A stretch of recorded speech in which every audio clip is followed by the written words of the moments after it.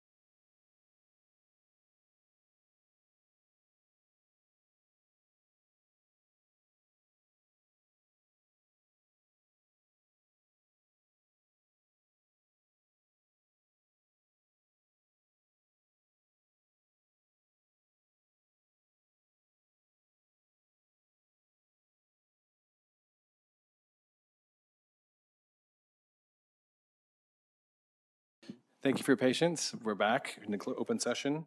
First thing we're going to do is have Clerk McCoy report out on our closed session items. Good evening, and welcome back to school, y'all. So items C1, C2, C4, and C5, there was no reportable action on those topics. And as for item C3, we will be reporting, which was employee performance evaluation. We'll be reporting back on that at item I3. That's it. Great. Thank you. Next, we're going to do a salute to the flag. So if you guys can stand, we'll do the Pledge of Allegiance.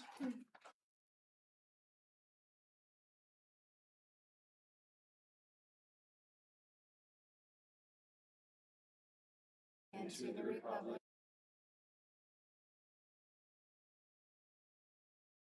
Liberty and justice.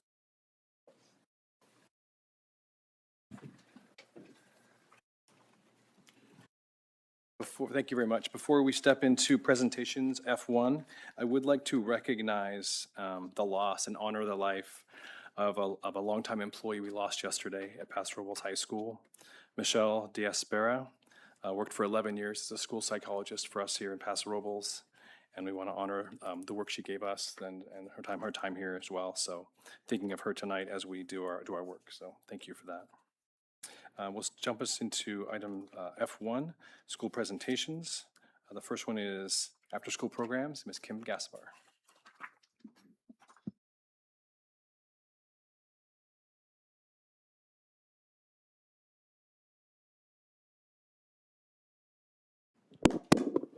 Sorry, can you hear me now? Okay. My name is Kim Gaspar. I'm the Director of Expanded Learning Programs. I'm excited to be here tonight to share an update on our ELOP programs. Through district staffing and key community partnerships, we have expanded our capacity to provide 210 days of year-round programming. Our partners make this success possible, and I'm proud to introduce a few of them tonight. We have Doug from Trawick from YMCA, and we have Megan Harris from Boys and Girls Club.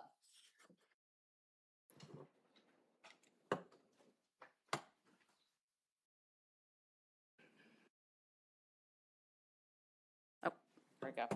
This summer, we served 510 students for 30 days, 9 hours a day.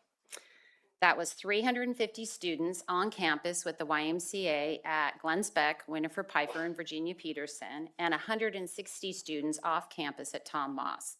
One of our school day para-educators traveled weekly to all 3 on-campus sites and taught ukulele, and I'm going to share this quick 15-second video.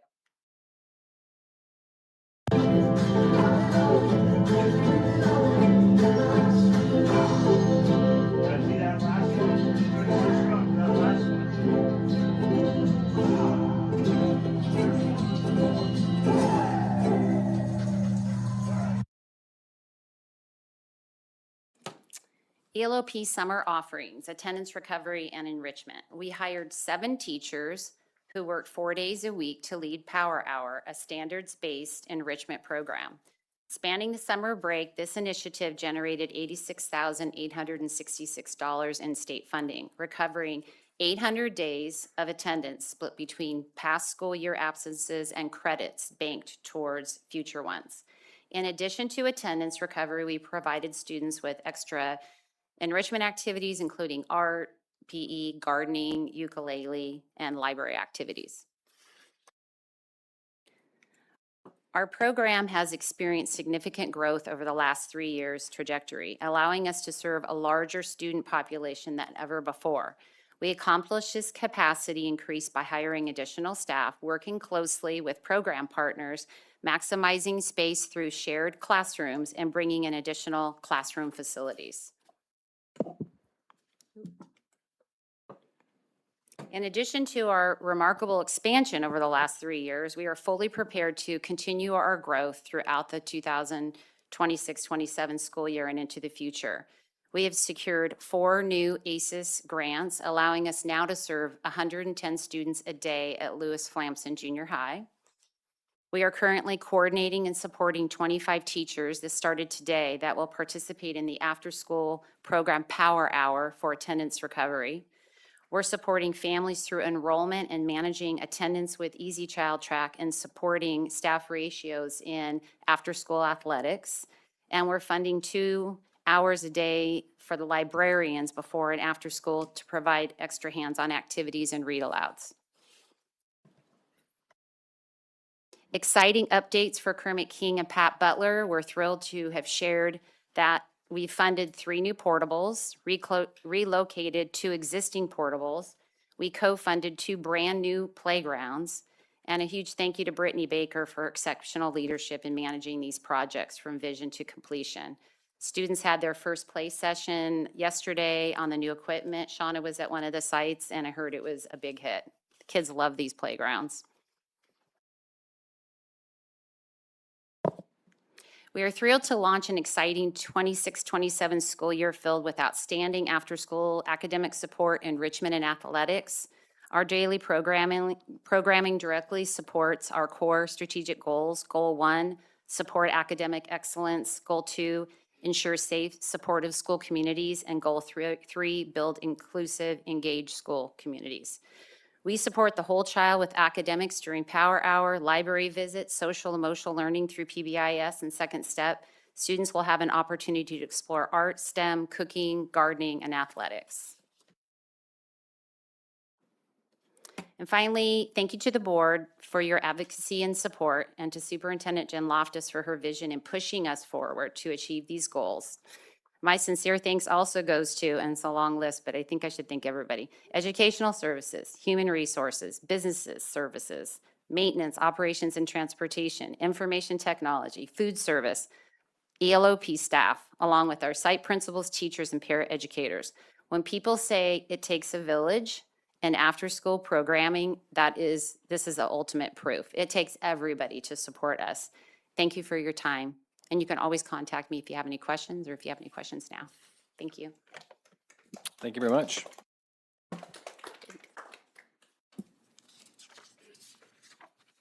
That takes us to presentation number 2, where we get to administer an oath of office to our newest student board member.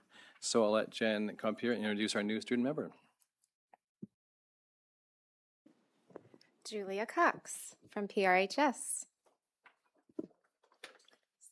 Right here. Good evening.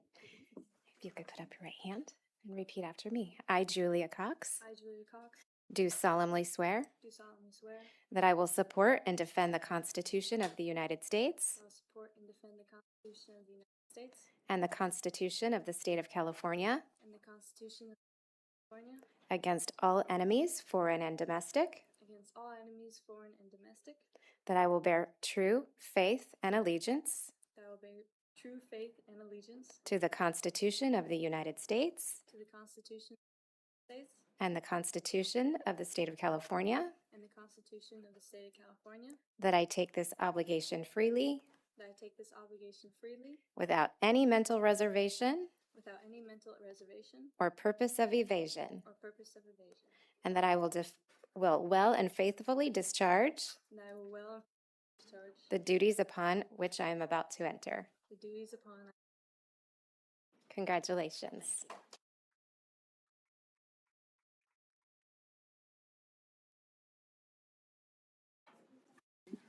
Yeah, I just wanted to. So this is Julia Cox, everybody, and she'll be our new student representative here on school board, so we're excited.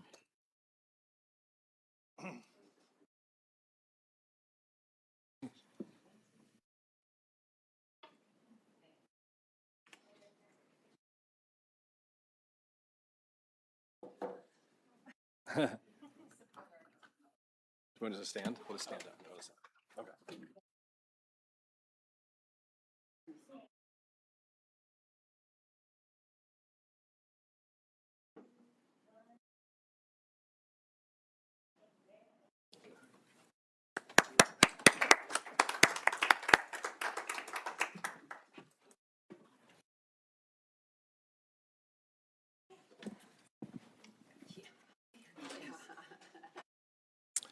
Excellent. That takes us to G, public comment.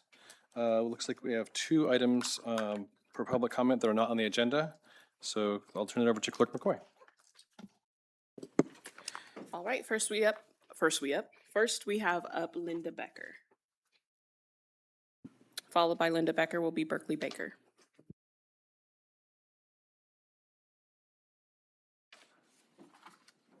Good evening. I have two questions tonight.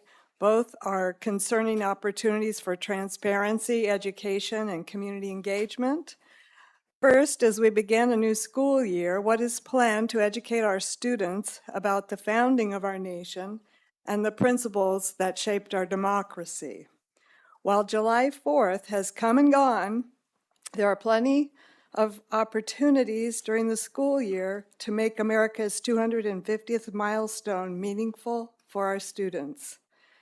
I would like to see opportunities such as assemblies, student essays, art contests, classroom discussions about citizenship, self-government, partnerships with veterans, historians, and civic organizations. Our students should have opportunities to learn about the sacrifices that were made to preserve our freedom and to appreciate the liberty and responsibilities that come with being an American. These efforts do not need to be political. In fact, they should be the opposite: educational, unifying, and rooted in the shared ideals of our nation. Events that inspire pride, unity, and appreciation for our freedoms that we enjoy can help our students understand those are freedoms that should never be taken for granted. So my first question is, what will our district do during this year's school to honor and educate students about America's 250th anniversary? My second question is in regards to Measure M. I received this mailer, which indicates that nearly $4 million has been paid in accrued interest on the $95 million bond, and there is now a remaining balance of a little over $7 million. I would like to know what projects are currently in process or planned using the remaining Measure M funds. And finally, for the sake of transparency, how much did it cost to design, to print, and mail Measure M mailer that we recently received?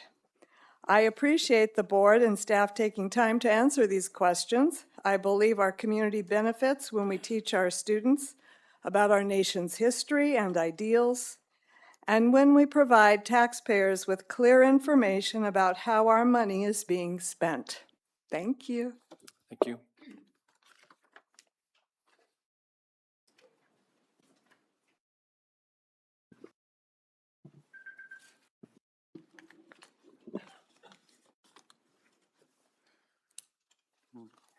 Wow, the gang's all here. Guess it took a $1,200 stipend. Cost you $1,200 to miss this meeting, so everybody showed up. Well done. Anyway, I'm going to start with the definition of a lie. A false statement made with deliberate intent to deceive.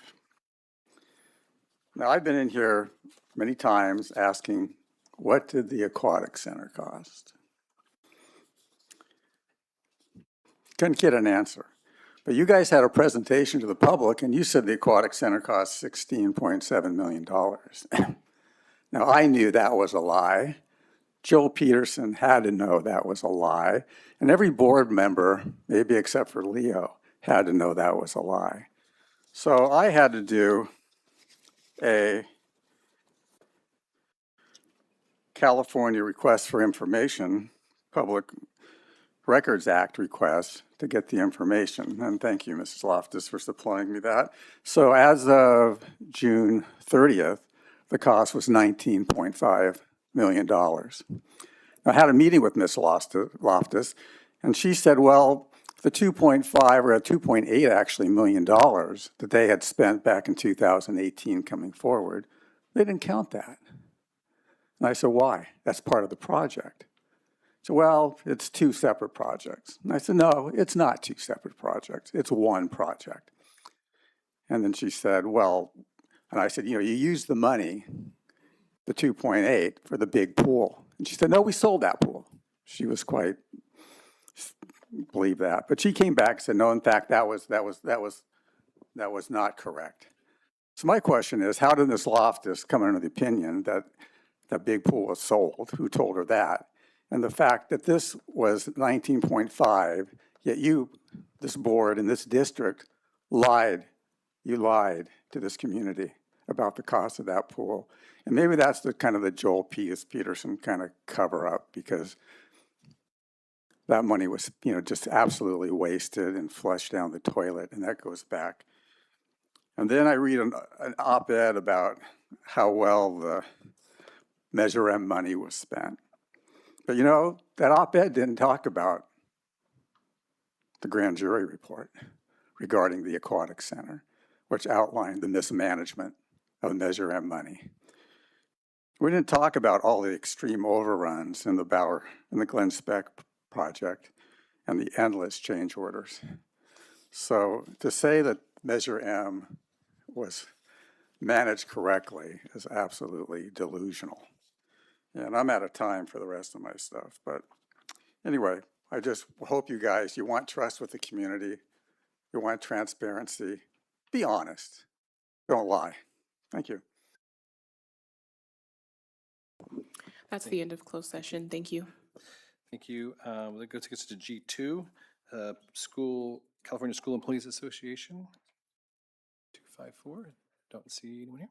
Okay, takes us to number 3, PRPE. I see Chris is here to. Okay.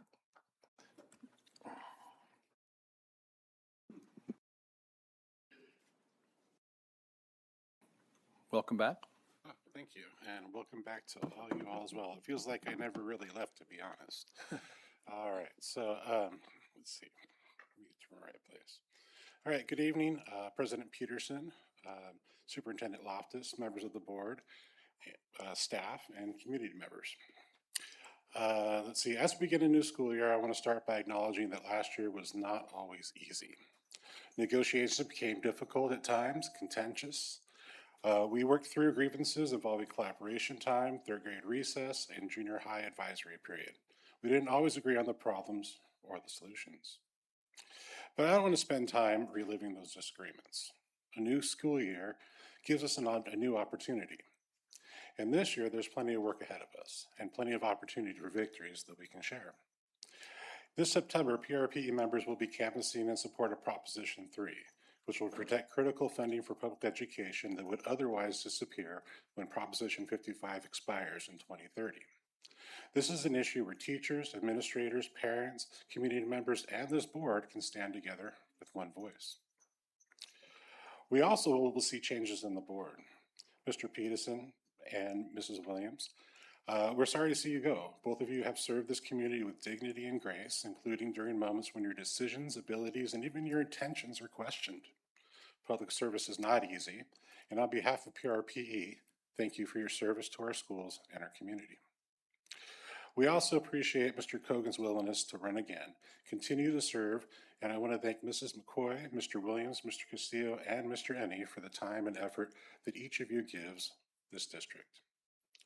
We also begin this year with some unexpected good news. The increase in COLA funding gives us some breathing room as we continue dealing with the challenges of declining enrollment. But perhaps our greatest opportunity this year isn't financial, it's relational. We need to find ways to improve employee morale and retention. That will require better communication, greater transparency, and a willingness to listen to one another, especially when we disagree. PRPE will continue to advocate strongly for members. That is our responsibility. But strong advocacy does not have to prevent collaboration. In fact, when we communicate openly and treat one another with respect, disagreements can actually lead to better outcomes. And through all of it, we should remember one thing that unites every person in this room: our students. They are why teachers teach, why administrators lead, why board members serve, and why our community invests in public education. So, as we begin this year, my hope is simple. Let's spend less time fighting against one another and more time fighting together for our students, our educators, and the schools this community deserves. There will certainly be challenges ahead, but there will also be opportunities. Let's make the most of them together. Thank you. Thank you very much. Appreciate it. That takes us to G4. Any correspondence received? Ms. Chatzis? Not tonight. Okay, great. Thank you. That takes us to item H, consent items. It's a very long list. I think it's 35 long, the longest I've ever seen. Consent items are routine in nature and are approved in one svelte swoop. So any questions to be pulled or questions right now? Mr. Rainey.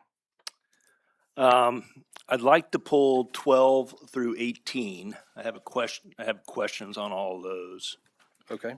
I'd like to pull 21. And I'd like to pull 35.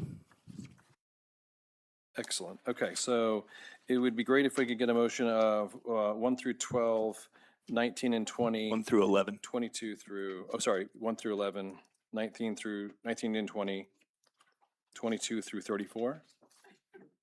So moved. Or to approve. McCoy, second. Excellent.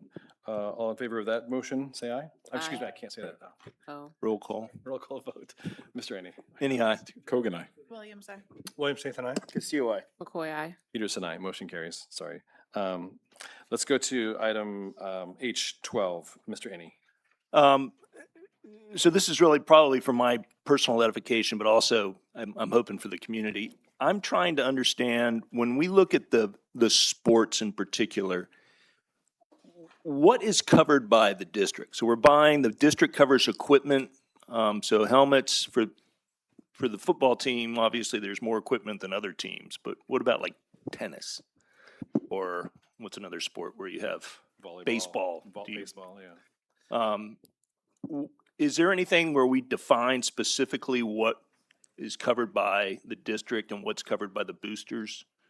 Because I know there was a pretty successful football fundraiser last weekend. Do we have this spelled out somewhere to take away the gray area so everybody understands? I can tell you that the support that I provide to the sites and to the site leaders, and particularly into support of some of their programs, even their arts programs and VAPA programs, is that baseline needs. So baseline equipment for a uniform or to play. Okay, Obviously, you can't play football without helmets. right. Are funded by the district, by general fund for the district. But we don't define what a baseline need is? I'm thinking less about football, but I would say that I'm thinking about equipment, tennis. I mean, that's need rackets and balls, and you would need a uniform. So those things would all be paid by the district. same with baseball, and what's Mm-hmm. another sport that has Sometimes what I've seen is that, so in league tournaments or in league games will be funded through baseline. But then if a team or a coach wants to take their team to some supplementary opportunities to compete maybe outside of league, those would be things where they would fundraise for those extra opportunities. Okay, but I guess the Equipment, the you're question I asking about should, equipment. is it written down anywhere? Or is it just, Equipment well, we for what is fund. defined as baseline need? Have we defined that anywhere? Or I don't know if there's a document specifically for that, but I can find out around what is baseline equipment. I can tell you uniforms, balls, those types of things for football, basketball, baseball, we would fund all of those things as baseline. Okay. Okay, that basically answers my question on that. My questions on, my really questions or comments on 13 through 18 really have more to do with the presentation of these items in the consent agenda. And I had this discussion with Mrs. Loftus yesterday, but a lot of these things, we went through this iteration with facilities and maintenance operations and stuff. And so, when I look through the consent agenda, I can see and understand, what the requirement is at the ball wall at Virginia Peterson. But when I look at some of these items here, like, I really don't know what Wayfinder Elementary Screener is. And I know you all know this stuff like the back of your hand. I even tried looking some of this up, and I looked at the Kristen Sewers website. Doesn't really tell me much. And so there's about $500,000 worth of approvals in there. And I would like a little more fidelity. I know this is probably a or an August, September timeframe thing that we're going to go through every year, but I would rather have a little card, sort of like what Brad's folks do, that spells this out a little bit more, gives me a link. Is it working? Do we have a metric to determine whether these things are working, or are we just, we haven't found anything else? But when you add all this up, it's a lot of money. $500,000 is a lot of money. So I'm probably going to vote no on that just because I don't feel comfortable voting for things I really don't understand. But that's primarily the reason. And then on number 21, do you want to keep going or do you want to, I can do it however you would like, Joel. thank you. Let's do a motion for 12 through 18. So I'll second. Okay. Well, can we do it separately? Yeah, sure, yeah. Move to approve 12. Oh, that's just, can we amend the motion to just do Yeah, 12 right now? amend them- Will you amend your just- motion just to do number 12 right now? I would like to amend my motion to just do 12. Okay, and the second stands? Second Great, stands. okay. So on number 12, Mr. Rainey? Any aye? Kogan, aye. Williams, aye. Williams, Nathan, aye. Steele, aye. McCoy, aye. Peterson, aye. That carries unanimously. And how about on number 13 through 18? I'll move to approve 13 through 18. And a second from McCoy, second. Boy. Mr. Rainey? Any no? Kogan, aye. Williams, aye. Williams, Nathan, aye. Steele, aye. McCoy, aye. Peterson, aye. Thank you. That carries 6-1. And now that takes us to 21, which is approved Citizens Oversight Committee applications question, which I had a question on as well, but go ahead. Okay. So my concern over this is, I asked Mrs. Loftus this yesterday, and I pulled up our bylaws, and I've gone to a website that's called California Association of Bond Oversight Committees. And so Brad, correct me if I'm wrong on any of my dates here, but it looks to me like we have not had a COC meeting since 29 January 2025. Is that correct? Mr. Rainey, I don't have those committed to memory. I can tell you what's on the website is the. Yeah, most well, that's what, up-to-date. okay, so that's what I looked at, 29 January 2025. And I see that as of the last meeting that I attended, so 9 June, that there was an update, and we've got a draft financial in there, but it's still a draft. Correct. So here's the problem we have, in my opinion. If we look at our bylaw, and the state law leaves it up to the bylaw, we have under paragraph 5.3, quorum, actions may be undertaken at a meeting only if a quorum of seated members is present. Quorum is established when any whole number of committee members greater than half the seated members is present. We only have, as of today, after we vote, we'll have 3 members. We still don't have a quorum. And based off of our bylaw, our COC can't even meet with the 3. So that leads us into, shall we say, troubled waters, in my opinion, because this opens the district up under Prop 39, primarily us on the board. We have to be able to show, when you look at Prop 39, it says you have to show that there was a persistent documented failure. We have to show that we tried to find candidates, and we can't do that since I think the last time we voted on board members was in 2024. And those all expired last year.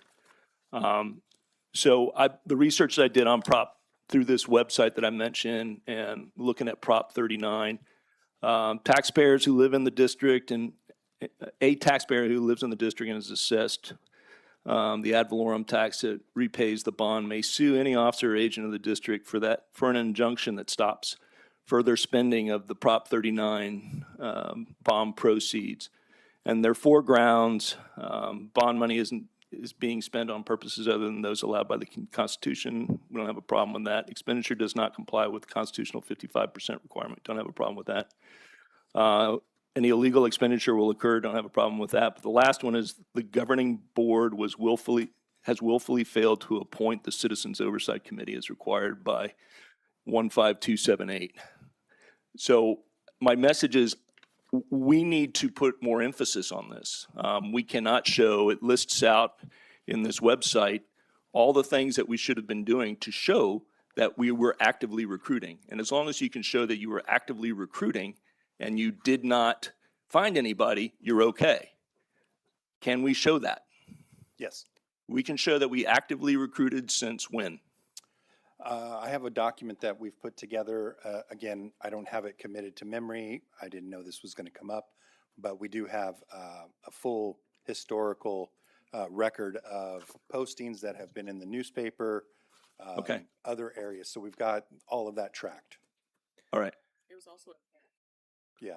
okay. That's all the stuff that we need to be Yeah, holding on to. because I think we asked this, I think it was more like 25 when this came up, but I agree, we need to show it, and I asked that last time, like, do we have the thing showing, we put it in the paper, we put it in the parent square, we put it in a press release, because I agree, I mean, and my take on number 21 is I think we just need to literally like call the parents and fill this. This is no longer a thing about like, do we do the all call? This is when you call Berkeley Baker or Tracy Dodderman, all these people that we know who are active in our community, and say, you are going to serve in this committee. Are you cool with that? Like, I think that's the time, is where the time is now, where we literally just go out there and say, guess what we chose you for? You're gonna serve on this. Yeah, you have to Yeah. find, in order for these three to be active, we have to find a fourth for them Right. to provide oversight. And I went down the rabbit hole today of figuring out how we get someone on the senior citizen advisory. And you literally can go to like Creston Village, and as long as there is like a student council of Creston Village, it counts. I looked it up. Like, no, if you go to like a senior living facility, if they have a council of people who run that, that's eligible for a member of a senior citizen association. So Yeah, you know. and the other thing is, you can dual hat people. That you don't have to, if you have somebody that is Right. in whatever group and is also, they can also be at large. Correct, yeah. So we would perhaps have to look at our bylaws again, but I read in the Prop 39 and this bond association that you can do stuff like that. So I know this is a challenge, but at this point, we got to fill these seats, because the board, that oversight committee hasn't met for over a year and a half by my math. So, so then the next question I have is on, moving on, what was the next one? Wait, can I just ask a question about that? Can we do like just a brief, since we're talking about it, for people that are listening, what is it? Sure. Oh, yeah. Do you That want to say way what it is? we're on topic still. It's called a Citizens Oversight Committee. Anyone here in the audience or listening on YouTube? It's a Citizens Oversight Committee, and it has to be made up of, I believe, 7 people, 4 of which have to serve in either a PTA group, be an active parent, member of a tax-paying association, or member of a senior citizens group. And then the other 3 are at large. And so we've been looking for this for a long time. We haven't been able to fill those, so. The commitment level, I believe, is probably, at this point, 2 meetings a year, but it might be more than that. The It's a bylaws minimum of indicate one 4. It's Pardon? Bylaws indicate 4. 4 per year. Yep. Okay. That's all. We And could they- change, by law, it says 1. Okay. And looking historically, we've been lucky if we've gotten 2. I served on the Measure T Oversight Committee. We met about twice a year. That was years ago. You look and see how the district is spending the dollars of this bond. It's actually kind of a counterintuitive a little bit thing, because you actually look at it after they spend the dollars, but it's the way it works. And then they also do a good job of like showing the plans of what's going to be worked on, and the order it's going to happen in, and things like that. So, and then there's an annual report that they have to put out and say, we follow these rules. So, And do the financial audit by the third party auditor. great. Yeah, and that's the draft that's on there now, but that, you have to have the annual audit Yeah, done every year. correct. And that has happened every single year. Okay. It just probably hasn't been voted on. Well, the because we haven't draft, had so that's why it's a draft, because So I believe the draft that's in there is the draft report from It's the 20 COC. no, it's, Annual audit is in there is completed every single year. It's done by our third party auditor, excuse me. And that, the board receives that as well. Yeah, so the Measure M, the last Measure M report was January 2020. Oh, no, wait.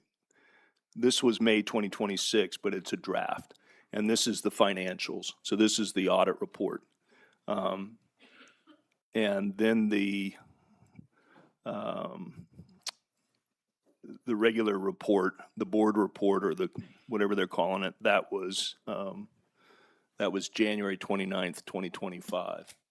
So the audit was where we were behind. So we have, that's the one where I think there is a statutory requirement that I didn't read anything that says you can get around that one. The regular COC meetings, again, that one says if you're actively trying to recruit people, you can get around it, but our bylaws don't support that. Did I make sense on that? I think so, but I'm not the expert on that, so, yeah. The annual audit by our auditor. Correct. That has been completed every single year. That one, we don't have to have members of the community to actually make that happen. That, again, that's done by the auditor. Okay.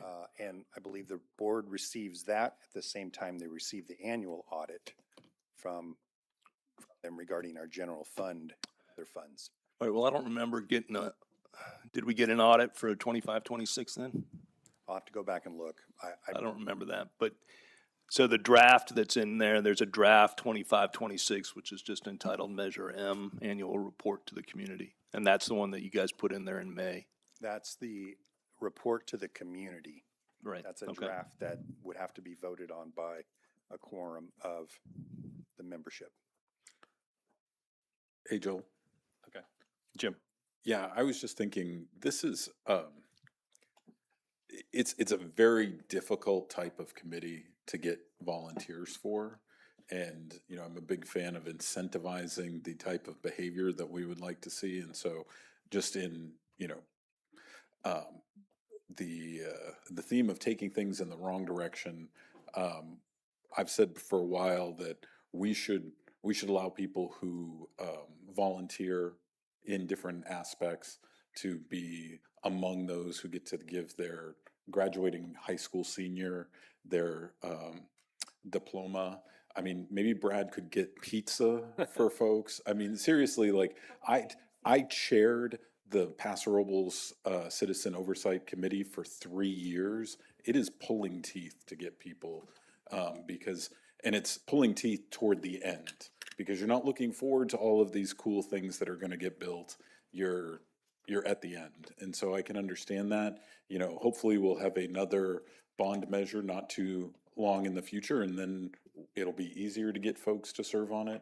But I would just like us to think of some of the incentives that maybe we could offer to volunteers. You know, I would pay for pizza. I'm not saying the board, like I'll bring a couple of pizzas if that helps get people to go to the meeting. I think it's tough to get people to serve on this. And so if there's ways that we could incentivize that, Ms. Loftus, I would love to support that. Thank you for that. And I think Mr. Pulowski is also working on a similar theme. He's been making several phone calls himself. Nice. Excellent. Okay, and then that takes us to 35. Correct. So my question on 35, Dale Scott, they wrote this last bond measure. They assisted in drafting the resolution and doing the pre-survey, et I cetera. remember they Yes. did the pre-survey. Who else helped draft the resolution? Dale Scott and legal counsel. Okay. All right. Those are all my questions. Okay, thank you. Appreciate that. So I think we need to vote on 21 and 35. Can we do them separately? Sure. I'll make a motion to approve 21. Okay, second. We have a motion and a second. Mr. Rainey? Any aye. Kogan, aye. Williams, aye. Williams, Nathan, I. Castillo, aye. McCoy, aye. Peterson, aye. That motion carries 7-0. And then a motion for 35. I'll make a motion to approve 35. Okay, and a second from I'll second that as well. Mr. Williams. Mr. Rainey? Any no. Kogan, aye. Williams, aye.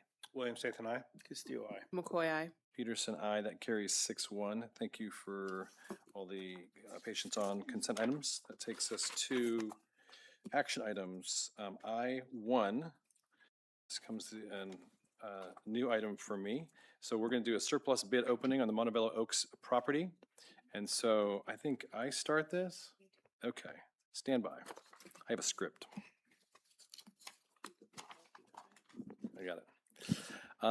Board item number 1 is the opening, examination, and declaration of all seated proposals which have been received by the district regarding the sale of district surplus property.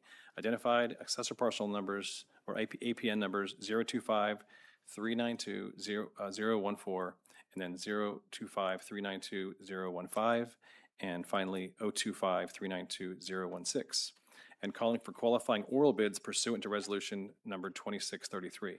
This property is approximately 10 acres of undeveloped property located at the intersection of Kleck Road and Montebello Oaks Drive. In accordance with resolution 26-33, tonight is the designated date and time for opening of sealed bids and calling for oral bids from responsible bidders. Superintendent Loftus, does this district have any written bids? Yes, the district has received one bid. Okay. Thank you. I will now ask the superintendent to open, examine, and verify that the written proposal is complete. Then the superintendent shall declare the highest responsive proposal received for this property. After that, we will call for any oral bids in the audience for this property.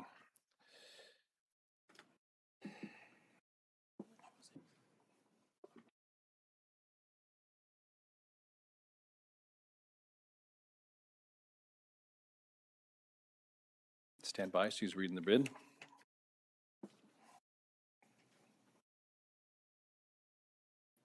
So I think you read that. So now it's your turn. Open proposals and verify completeness. President Peterson, this bid does not meet our predetermined minimum bid that is based on the property's market value. We recommend that the board reject this bid and proceed with oral bids. Thank you. The board will now call for any oral bids that comply with the law and bid requirements. Any oral bid must exceed the highest written proposal by at least 5%. If written bids were received, that's if any written bids were received. After the initial bid, all bids will be accepted in $10,000 increments. Once the bidding opens, please raise your hand, identify yourself by name, and state the amount you bid. Once another high bid is made, the bidder's name and bid will be for the highest oral bid will be declared. Acceptance of this bid may be final only after the bidder has submitted the bid in writing on the mandatory forms. Superintendent Loftus, will you confirm the minimum amount for our initial oral bid?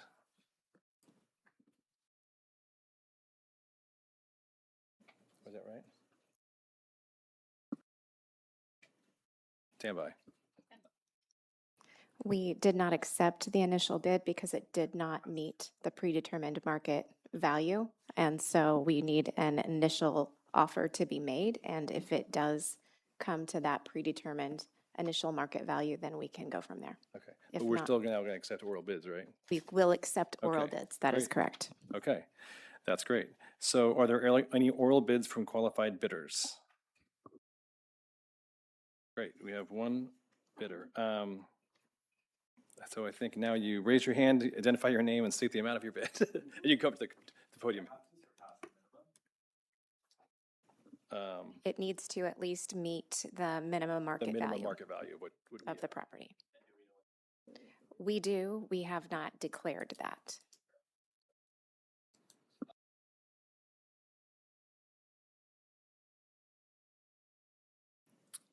Okay. We have a minimum bid of 500, minimum oral bid of 500,000. And then now I say, I know that does not meet our minimum amount. And so then I say, in light of this process, what is the staff's recommendation? We recommend the board find it has not received any proposals or oral bids that conform to all the terms and conditions specified in Resolution 2633 or the minimum market value market value as stated, and to direct staff to proceed with disposing of the property in any manner authorized by law. Great. Do we have to reject these bids then, the written and the oral? We have rejected the bids. Okay. So is there a motion? To take us to the next. Sorry. Which one is that? Okay. I'm going to jump in with all due respect to President Peterson. This is a completely foreign process for us, so I just kudos to you for managing this because that's rough having to take that on like that. So kudos. You. Yeah, first time in 12 years I had to do this.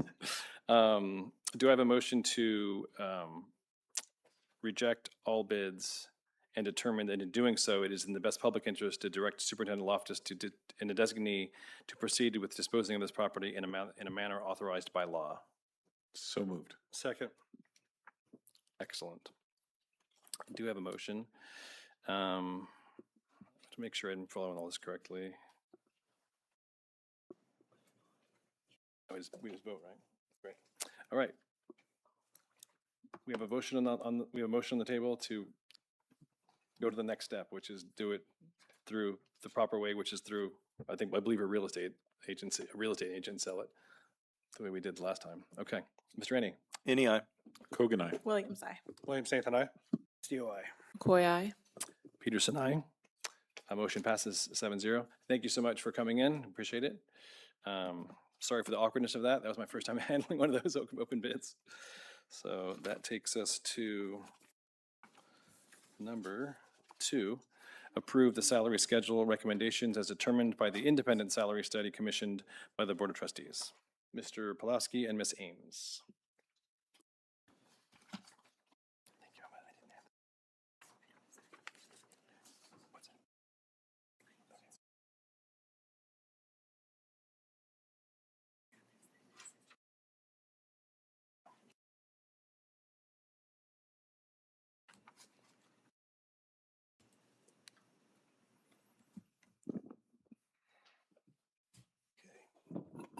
Good evening, trustees. So before you this evening is a very similar presentation that we gave to you back in June.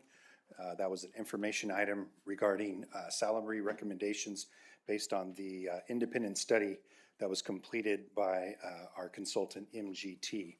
So just as a reminder, strategy 4.1 in our strategic plan is attracting, recruiting, and retaining diversified and highly qualified staff.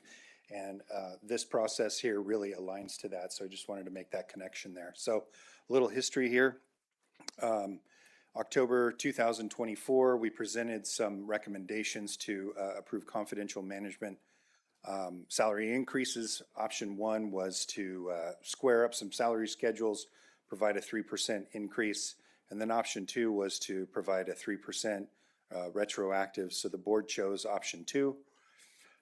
And then also at that time, the board directed staff to move forward with putting together a RFQ for a market analysis. So we did that. That was started in May. Took about 4 or 5 months to complete. December of 25, and that was a cost of about $140,000 or so. And then in February, the staff from MGT, who was the consultant that did that work, they brought forward the recommendations to the district and the board. And really the 2 big findings that they found was that the wage and salary assessment was off. We had many positions that were below the market median. And then there was also salary compression. So we'll get into a little bit of detail of each of those. So wage and salary adjustment. They looked at 89 positions throughout the district, and of those 89, 53.9% fell below the market median. So the market median is the target that we're trying to get those positions to. And again, this is just 59.3% or 0.93% fell below that. And a couple of comments that came directly out of that study is that Paso Robles is experiencing this issue or experiencing the issue of recruitment and retention difficulty. And that a significant number of the positions that were reviewed, the job titles are below the external market median. So just reiterating that.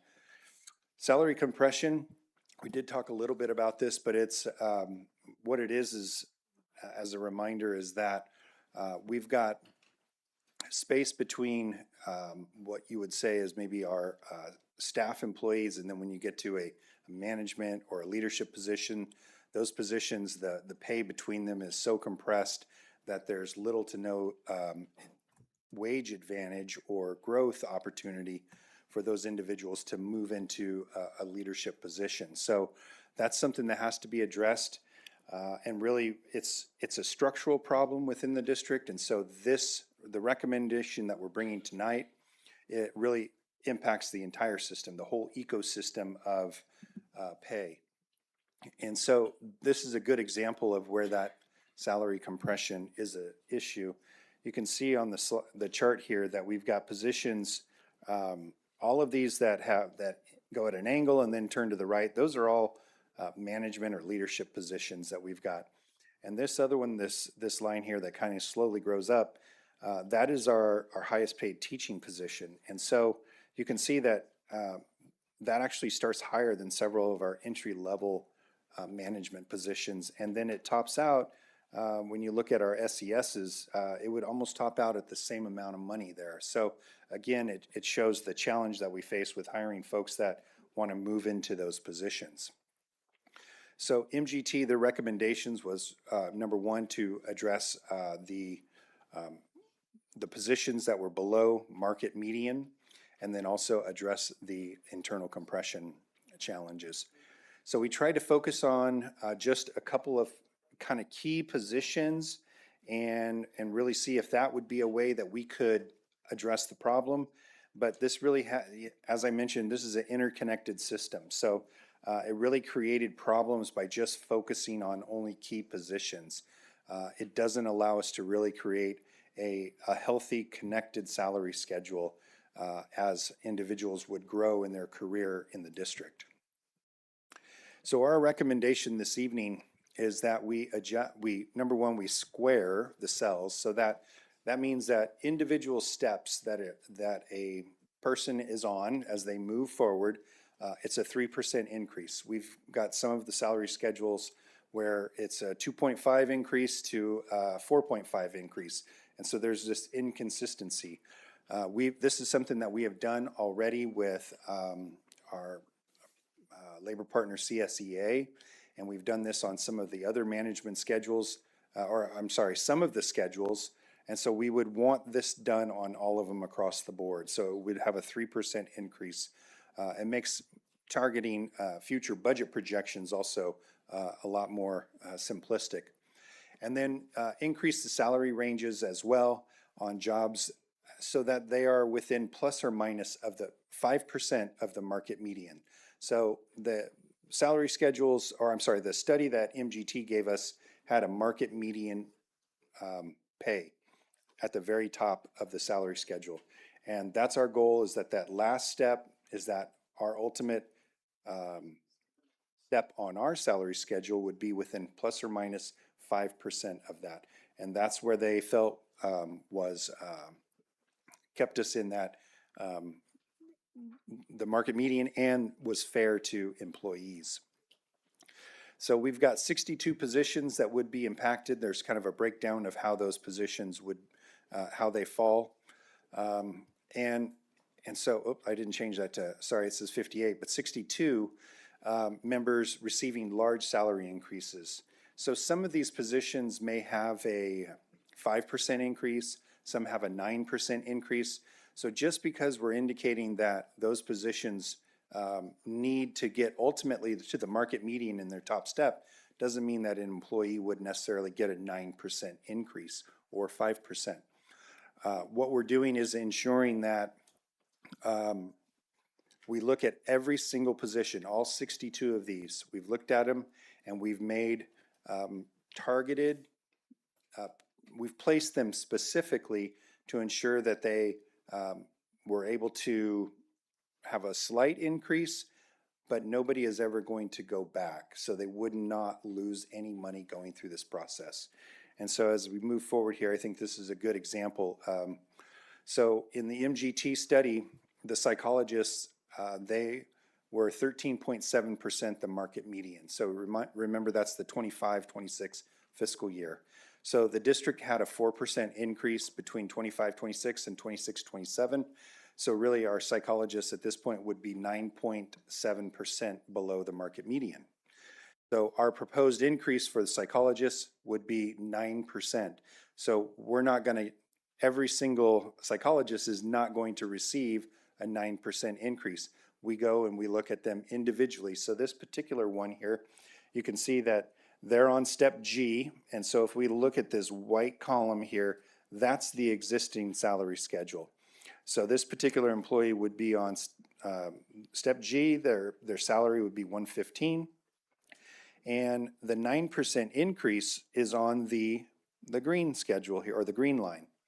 And so again, we carefully look at this, and we would keep them on the same range, 10, but we would move them to a new step, and that step would be E. So we couldn't move them to D because that would actually be a salary decrease from 115 to 114. So they would move to the 117, and this particular position would receive a 2.25% increase. And the benefit of this is that now we do have time for this individual.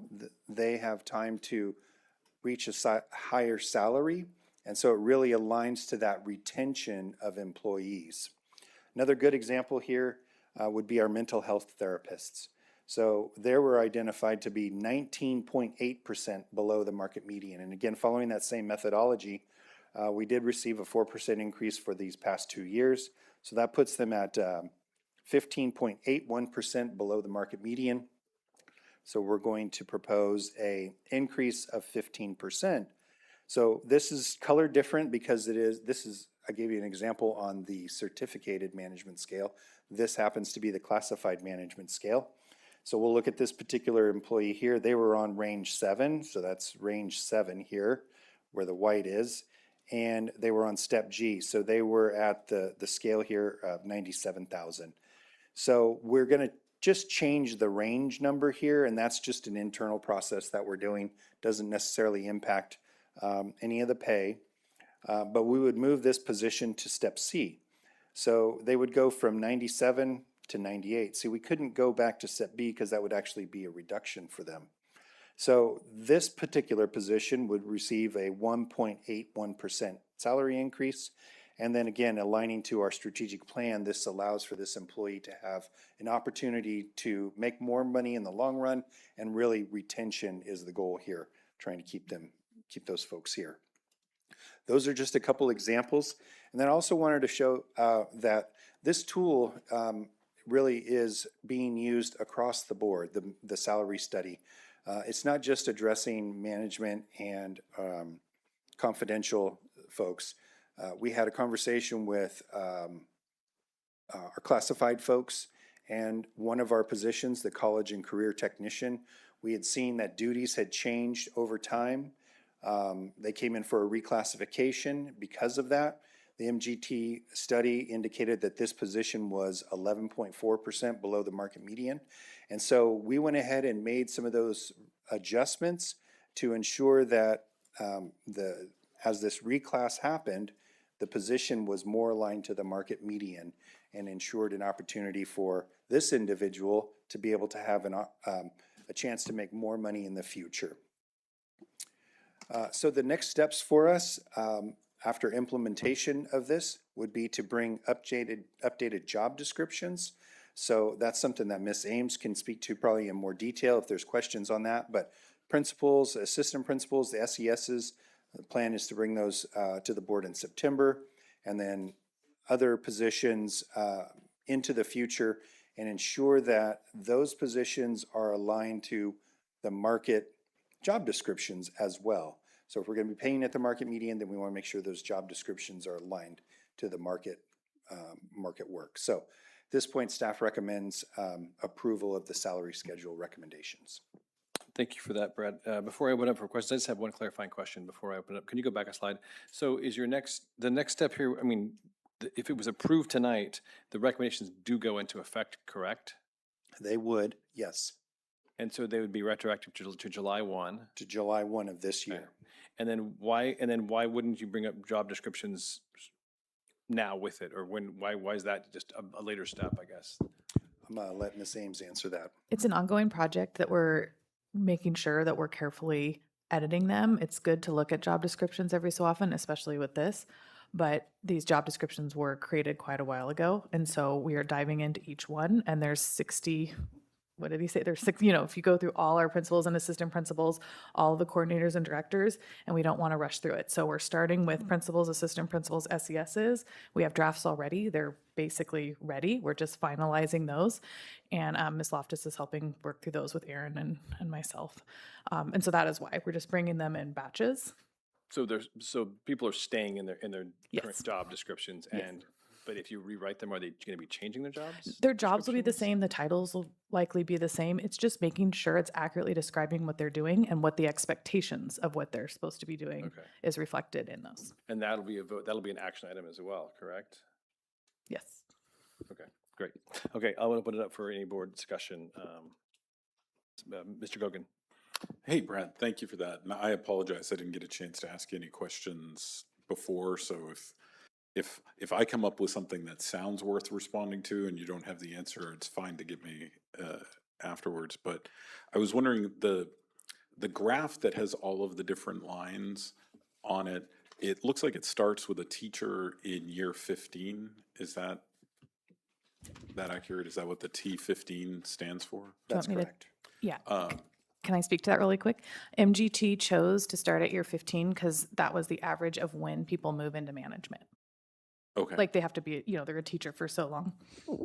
And you spoke to you talked about the market median. Was there a process to identify districts of similar size and makeup, and that's our market, or is it a different definition? I can speak to that. Yep. Because I worked closely with MGT as they did this report. Yes, they used local districts as well as some others. The report, it's been a while, but we did bring that here and we can bring that information again back. But we worked with them for comparable districts, including Clovis, local districts, other ones throughout the state. Great, thank you. Yeah, my my lifeline here, Mr. Ennie, has the list, so thank you for that, Kenny. And that's helpful to mention just because I don't want people thinking that we're comparing it to like Beverly Hills or something. I mean, I will say that I don't personally have a problem with teachers making more than management. I mean, I don't know that we can ever pay our teachers enough, so I'm fine with that. You mentioned the psychologists. Are we having a really hard time recruiting for psychologists right now? It is one of the more difficult ones, but we are staffed in psychologists, I believe. Correct, Stephanie? Besides, we have one opening, but Because I know we've had trouble at the assistant principal level, if I'm not mistaken, and that's where a lot of assistant principals help with discipline, and so like we know for a school site, that's a critical position to have. yes. Yeah, it's about also getting into leadership, those entry-level leadership positions. So assistant principals is a great example of that. And we have some wonderful ones here, but we want to make sure we're recruiting and retaining the right staff, and this would help with that. And again, I agree, teachers are doing amazing work, but we also need some of them to move into the management positions, those strong leaders. Okay, and our price tag for this is just under $250,000. Sorry, my slides moved on this. Oops. We are at Yes. 247,066.59. Which isn't a lot on a $100 million budget, but is it in the budget for this year? We've anticipated that this could go into effect, so we've planned for that. Okay. All right, and then just to be completely unfair and ask the question, what is a 1% increase for teachers' cost across the board? So did, Ms. Castellanos and myself are putting together District Fast Facts, and that is in there to know. I don't know if we've updated that as of yet, so I'm getting the no. But it is on our to-do list to have a list of fast facts for the district. I don't have that number for this current fiscal year. Okay, thank you. When we were looking at it last year, 1% across the board for all labor partners was right around $800,000, $900,000. But that was all positions. Any other questions on this? Sandra? No? Ms. Training? Oh, Sorry. I was just gonna ask, is best practice for this every 10 years? That's what we've heard from many consultants, and in previous districts that I've worked in, 10 years is quite the norm. And what have we been cadencing? I've been here 8 years and it's never been a discussion. Mr. Rennie? A lot of information. I've gone through this booklet a couple times and I still have some questions. So when we look at the total 62 positions affected, what was the metric for picking those 62? Because it doesn't seem, when I look through the appendix in the booklet, it doesn't seem to match up with our positions. These were all these positions are below median? Correct. So the 62 positions that were identified were the confidential, the classified, and certificated management salary schedules. So it would be those positions on our salary schedule, and then and we may have multiple individuals in that salary schedule. So it was strictly those 3 salary schedules that we focused on. And again, it aligned to the challenges that were mentioned, where we have a tough time recruiting individuals for principal positions. We have a tough time recruiting for the MHTs. And Ms. Ames can probably talk to that in more detail, but these are positions that we have struggled recruiting in. So is it a fair statement that the intent of this is really to incentivize the certificated staff to matriculate up into the management? Is that the primary intent? In part, because one of the points that Ms. Ames was trying to make is that if you've been a teacher in our system for maybe 15 years, it doesn't necessarily behoove you to want to step into leadership Because of the you're going to make more in the classroom. So why would you work additional days, additional hours, and take on additional responsibility? You'll actually make more if you stay in the classroom, and we do need strong leaders. And so that compression piece it becomes a choke point for us when we're recruiting for those important site leader positions. Okay. Well, the reason I ask that is I remain concerned when I look through this one, it's appendix D, but we have a lot of, lower level positions that are, 8%, 9%, 10%, 11%, 13%, 14%.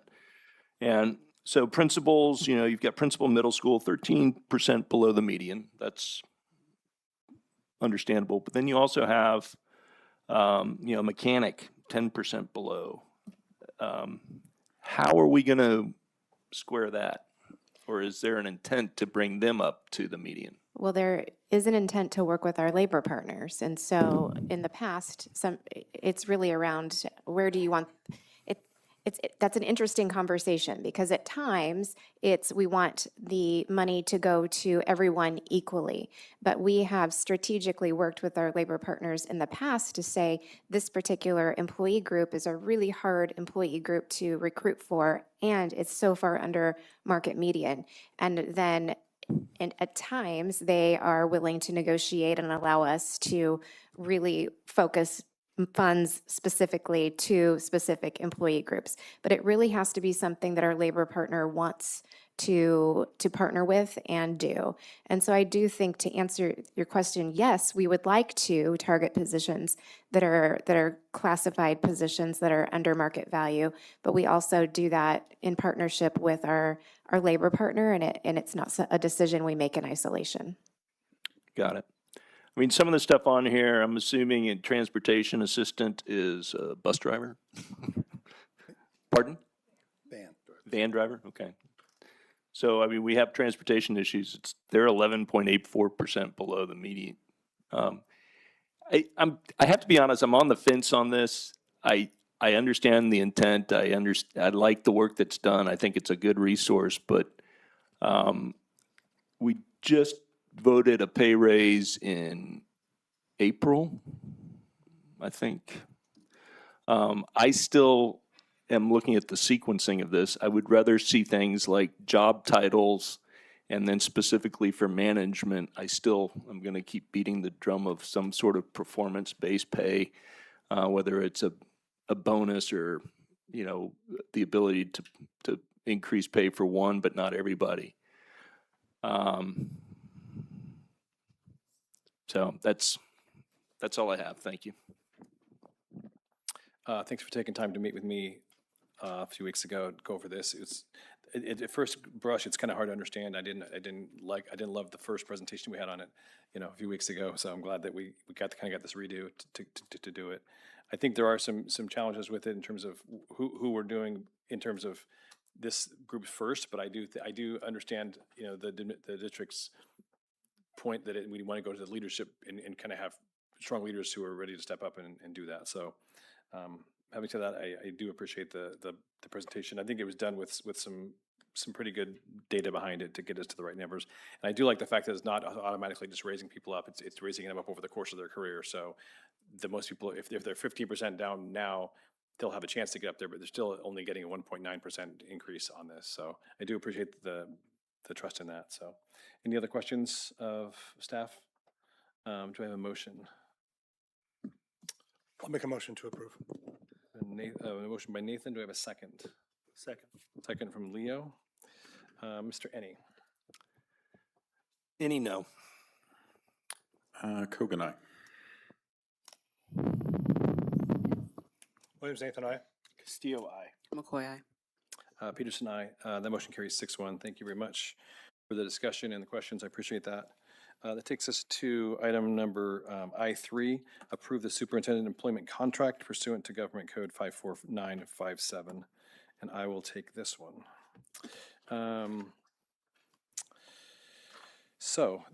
We basically have met in closed session, and we're now going to meet in open session to go over the superintendent's contract, which is a time for renewal right now. I will report out that in closed session today, we did provide Superintendent Loftus with a satisfactory evaluation and went over the contents of her evaluation, which we do annually, which went very well. We are starting a new contract. I kind of cleaned up some of the old language, and I just want to read out kind of how this looks. It is in all on the documents online and in the back of the room, I believe. The base salary is $266,723, which is step B of this 26-27 school year. The contract does come with term life insurance, fully paid premiums of up to 200,000 policy with beneficiaries. The benefits are a full health and welfare benefits matching, district certificated management employees. Travel allowance of a $500 allowance for business travel, vehicle maintenance, and insurance with SLO County.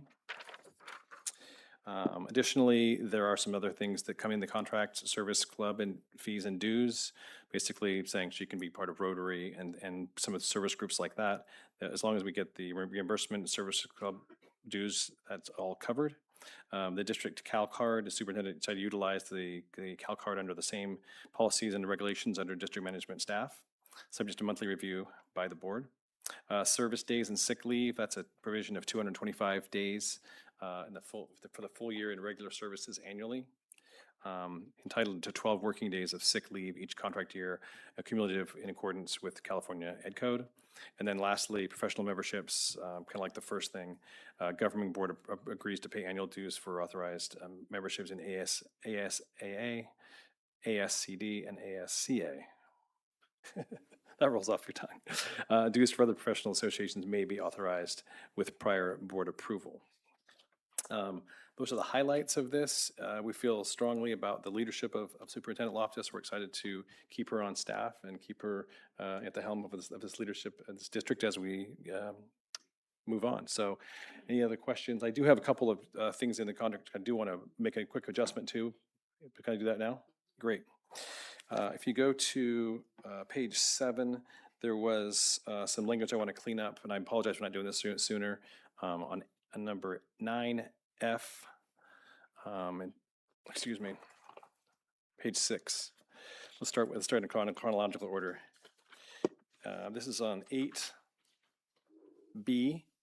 There's a line that says, the superintendent shall provide a minimum of 5 days, 5 business days, written notice for the governing board to perform such services. And this has to do with her doing services outside the district, whether she's speaking at a conference or doing consulting work. And because we don't meet every 5 days, we're just going to strike that. And so that sentence will now read, the superintendent shall provide written notification to the governing board prior to performing such services. So it's basically striking those words that say minimum of 5 days. And so if you can do it, do you have that, Becky? Great, okay. The second thing I'd like to make a change on is, which is what we're doing tonight, is basically the annual evaluation. And it typically, and it said right now that we will receive the superintendent evaluation prior to June 1st, and we'd like to move that to prior to July 1st.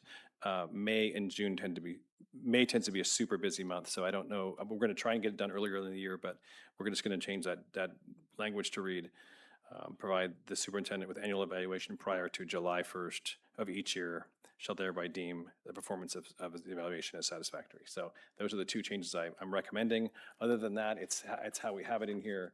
Happy to take any questions or discussion on this contract. Mr. Kogan. I just wanted to say, since it is a school district, in education terms, a C- or a C is a satisfactory passing. And I wanted to say for the record that my grade for the superintendent is much higher than that. So we think that she's done, I think she's done a great job, and thank you, Jen. Yeah, I'll just to say the same thing. I think you know that there's work to be done. You're super honest about that. You know that we've got a lot of headway ahead of us. But I think that's what's great about working with you is you're working with your team, our teachers, and our staff to really get to the place we want to be. And so I appreciate your willingness to dive in, create that roadmap with the vision and the vision plan and the strategic plan, and get us going in the right direction. So looking forward to those days ahead. Even while I'm not here on the board, I look forward to it. So thank you. Thank you. Thank you, everyone, for your trust and your faith in me. You know I love being here. Once a Bearcat, always a Bearcat. So with that, I'll take a motion to approve this contract. So move. Second? Okay, we have a motion by Leo, a second by Nathan. Mr. Ennie. Any aye. Kogan, aye. Williams, I. Williams, Nathan, aye. Castillo, aye. McCoy, aye. Peterson, aye. The motion passes 7-0. Congratulations. We look forward to that. That takes us to our next item, which is acceptance of donations, number 4. Brad. Trustees, we have 4 donations tonight, just highlighting 2. Christina Daly donated the use of rental chairs for Lewis Flamson's promotion valued at $1,050, and Thomas Newton donating $200 in support of PRHS football. So staff recommends acceptance and approval. Can you go back to that? Which one? This one? The Resnick You Foundation. meant the Resnick Foundation.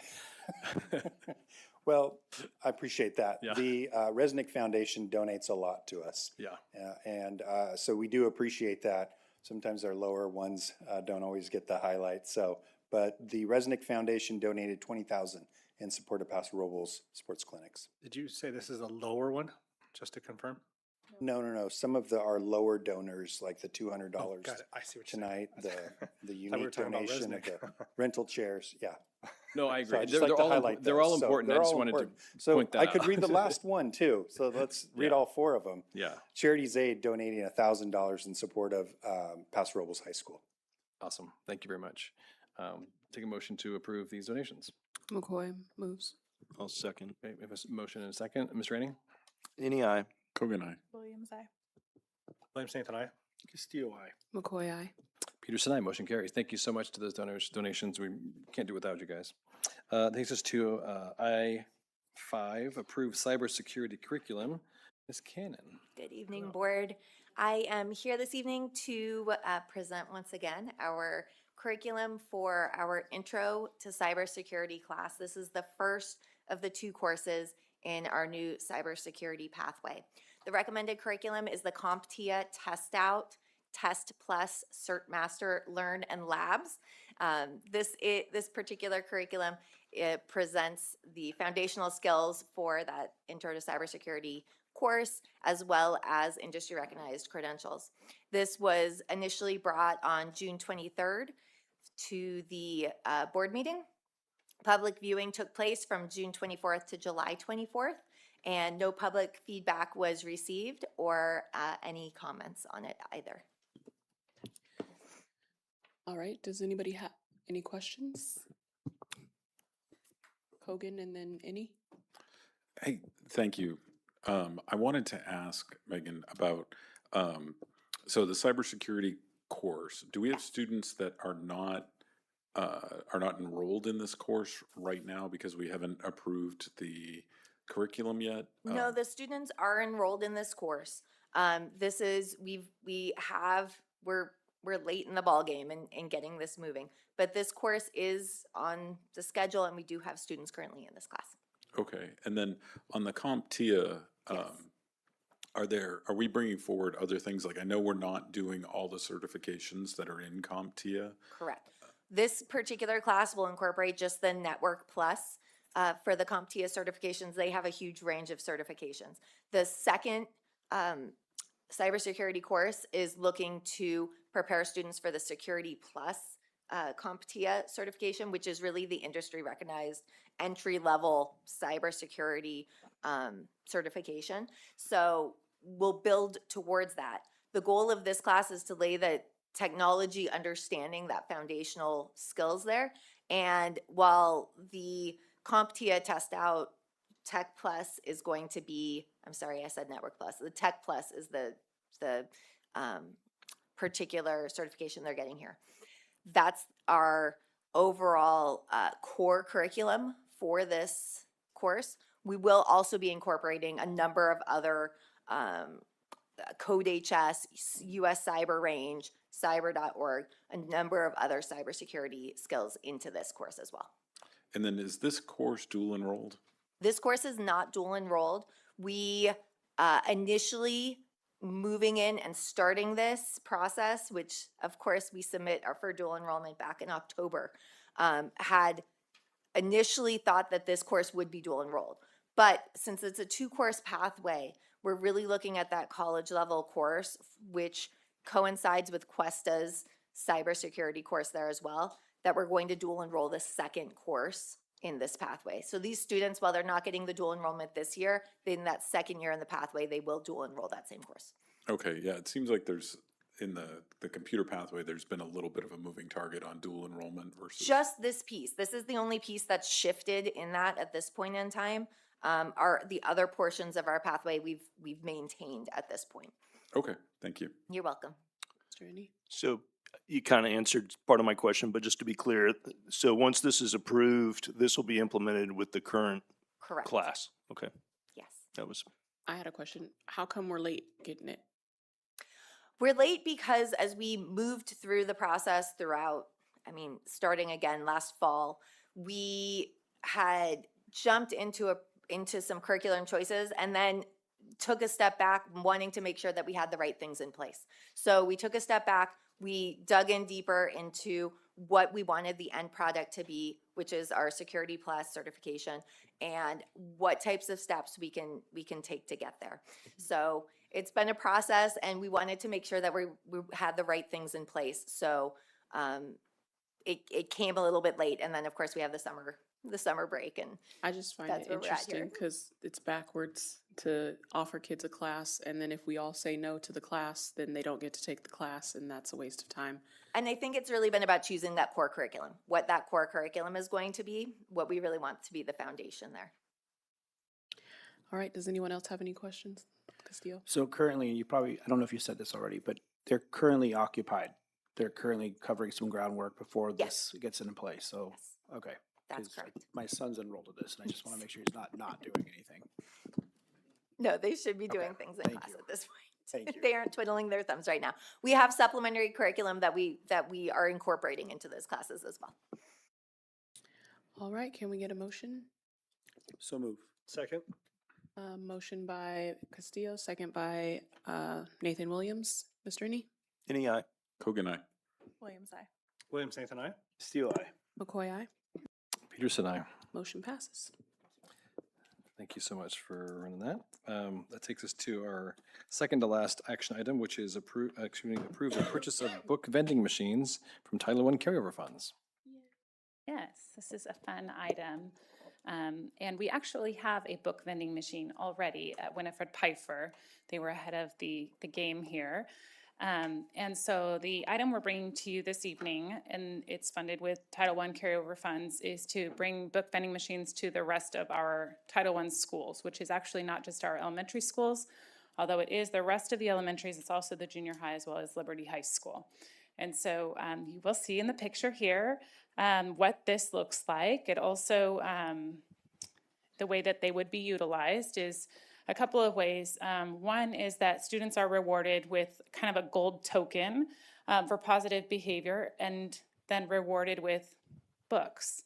And really the concept around doing this through Title I funds is that, just to back up a little bit, Title I schools are those who have a particular threshold of low income, English learner, low income, or students, unhoused students.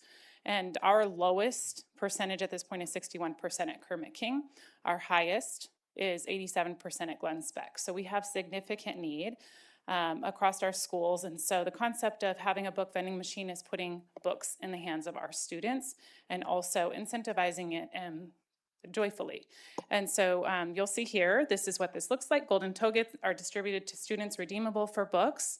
It also provides a visual reminder on our campuses about the importance of literacy.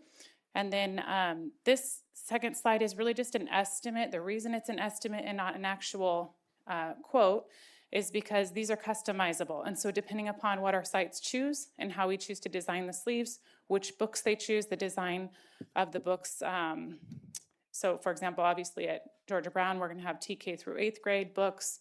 And all of those pieces will change slightly, the quote. We believe that this aligns with our strategic plan in two areas, both in Goal 2 and Goal 3, around generating supportive, inclusive school environments and also welcoming, empowering school environments. And so staff recommends approval. I will tell you that these are Title I carryover funds, so they have to be spent by the end of September or we give them back. So these are kind of, at this point, use them or lose them. So how does one, first of all, the machine at Pfeiffer, does it look like that first picture? It does. It does, Mhm. okay. And then the second question is, how does one get, like, do you put money in the machine? How does, explain it? Okay, so the item would include a refresh of books for the year. So we would be approving the purchase of the machine for each of those school sites as well as a refresh of books. Students throughout the year, whether through their classroom teacher, through a yard supervisor, would be given a golden token for positive behavior, good choices, whatever the decision may be on that school campus, autonomy of that school campus. And they would use that coin to put in the machine to receive a book of their choice. Again, we're looking for high interest, grade level literacy. And so that would be the objective of staffing these machines with a variety of grade level books.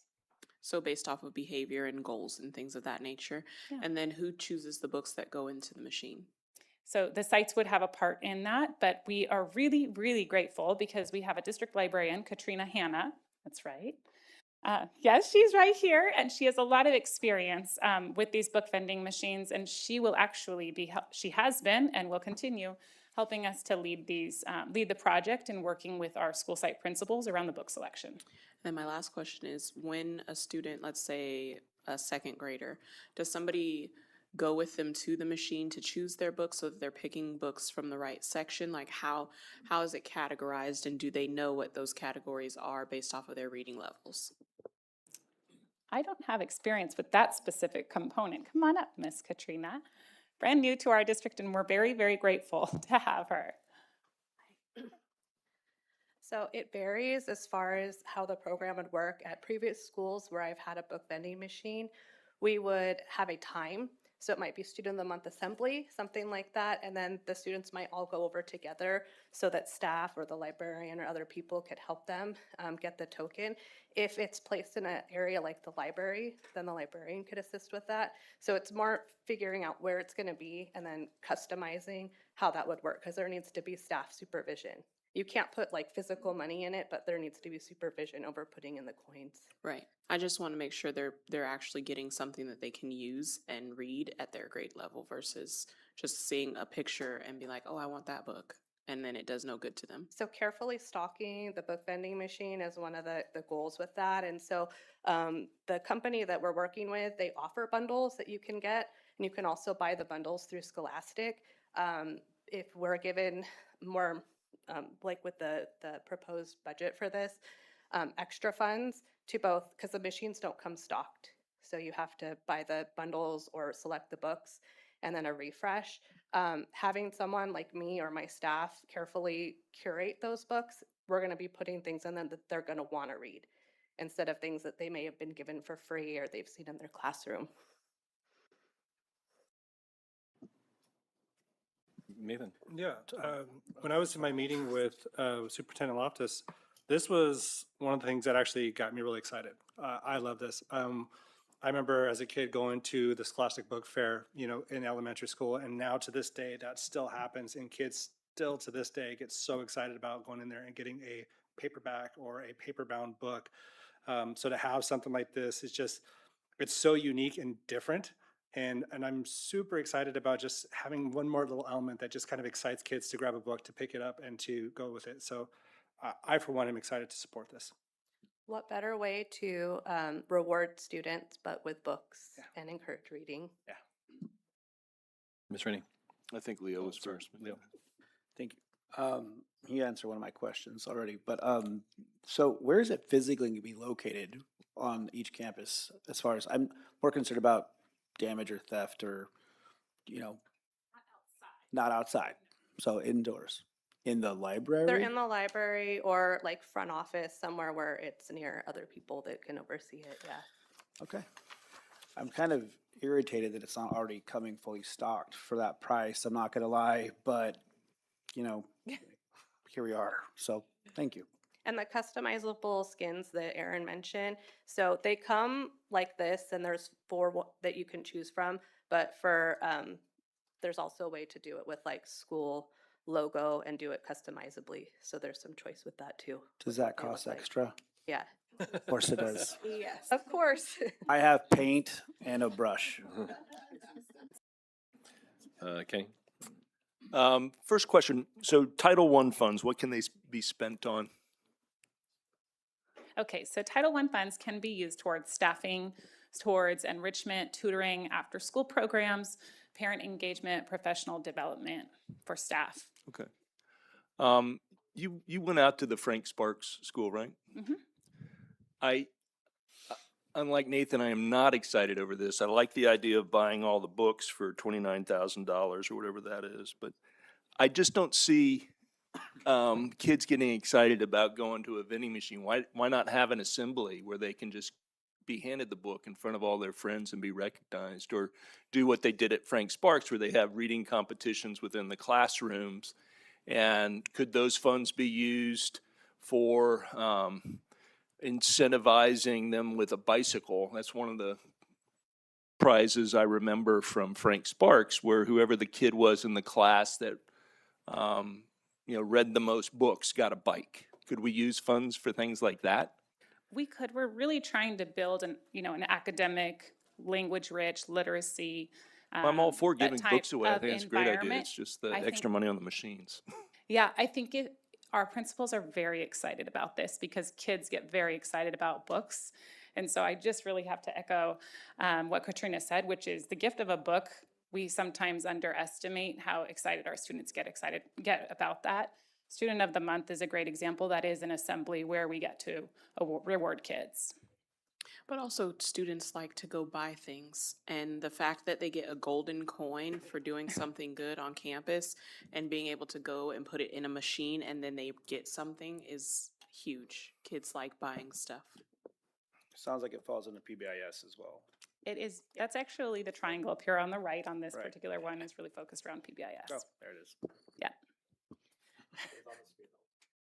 I think for me, I'm really excited about this because it equals the playing field. It's equitable. It means that you can do things that are recognized for behavior and you get rewarded. And I loved the Scholastic Book Fair when I was little, but we were broke. So that meant I didn't get to buy books at the Scholastic Book Fair. Bet my kids always had money to do that because I didn't want to be that. Like, I wanted so badly to be the person next to me who had the stack of books. So I love that this equals the playing field in a way that's very public. They're going to put their thing in there and they're going to get it and they're going to feel just as amazing as perhaps the person next to them. So I'm super excited about this. Yeah, good job. Yeah, when I first saw it, it reminded me of Facebook because the campus actually did this 15 years ago or whenever it was, 10 years ago. They put a bunch of these vending machines out. You could buy anything, like you could buy a laptop, you could buy an extra battery, you could on campus. And yes, when I worked in Menlo Park. But I was wondering, we already have, I shared Kenny's speculation a little bit about the utilization of this, but it sounds like we did a beta test at Pifer, or they already had one. And so it's just the utilization of the machine that I'm wondering about. I think that, well, I don't think, our intention is to build this into their school plans. So they have a system and how they're rewarding students. The one at Pifer, you'll notice in the quote, it only includes a refresh. And when I spoke with Mrs. Moore, that was the only thing she said. Yes, we have one, but we need more books. We need a refresh order. So they are also very excited about it because kids responded to it. Okay, so at Pifer, our beta test was that they have utilized it and the kids have responded. Mhm. Okay, thank you. Thank you. Yeah, question. I wanted to ask if there was any way to get student input into the vending machines, because I know it's TK through 8th, and the younger grades will not obviously want to have input, but in those middle school areas, there might be books that they want to have in those vending machines that are available. Is there any way we can get any student input into that? Sure, we could always come up with a plan to either meet with students, student council, even just have suggestions. We definitely want to have books that are in there that students want to read. Thank you. Last question for me. So the capacity of the machine's 300 books, and how quickly did Winifred Pifer go through their books? 2 days. I don't know how many books Winifred Pifer originally purchased to tell you how quickly they went through it, but I do know that they used it for the entire school year. I just think that at this point in time, when we reached out to our sites about the use of the carryover funds, they said we would love, because they could purchase them with their Title I funds this year, we would love to refresh our machine and get ours back going. I could find out. They needed 2 sets a year. to keep 2 it sets, running. okay. And then it could be more depending on if it's expanded into other things, but that's a good rough estimate. Book vending machine expert. Nathan, before I make a motion, if I may, I just want to sidebar because I was going to wait until the end for board member comments and reports to not only welcome again our student rep, but to encourage her to do exactly what she just did on her own. The fact that you took the time to feel comfortable and confident enough to step up and say something, let alone something that we all thought, well, okay, there you go. That was awesome. I have known this young lady for years now, and I love seeing her here because she has earned every bit of being right here. So to see you do that, I'm sorry I'm sidebarring here, but kudos to you. And the entire year, we hope that you do exactly that the entire time because that's what you're here for, and you deserve exactly that. So nice job. I appreciate it. Yeah, absolutely. So with that, I'll make a motion to approve. Great. Have a motion Second. and a second. Mr. Rainey. Any aye. Kogan, aye. Williams, I. Williams, Nathan, aye. Castillo, aye. McCoy, aye. Peterson, aye. That motion carries 7-0. Thank you. Thank you. Congratulations. That takes us off of our action items. Oh, sorry. No, that is not. That takes us to our last action item, approve the change orders for summer projects. Brad, sorry. I kept one.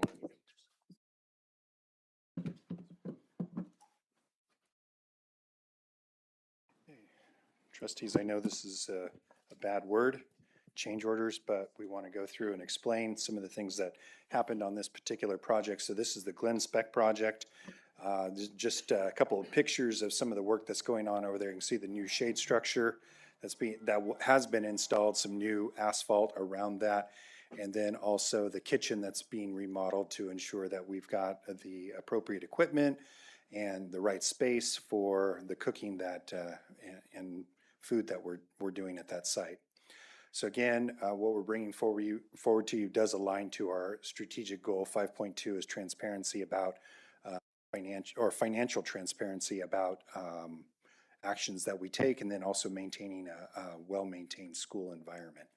So the board policy is that if there are changes in the scope or additions, unforeseen conditions, owner-requested modifications, anything that would exceed 10% or $60,000 of the contract amount would be submitted as a separate agenda item.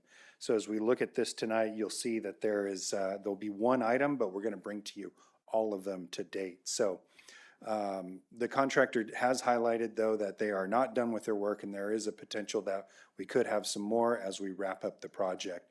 So the final determination of all of these change orders, they are negotiated with the contractor.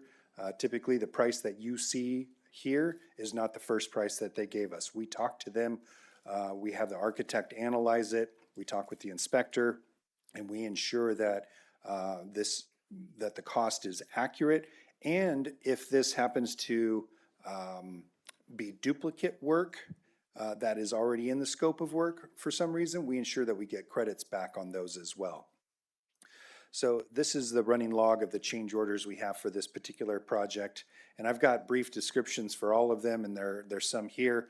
But the main one that we want to highlight is PCO number 8. This one actually exceeds that the board policy, where it would either be 10% or $60,000. You can look at, we've got each of those change orders. We identify the total cost or total percentage here. So this is the only one that's above, well, actually that percentage is not, but this is the cost of each, right here. This is the cost of each change order individually. So this one exceeds the $60,000.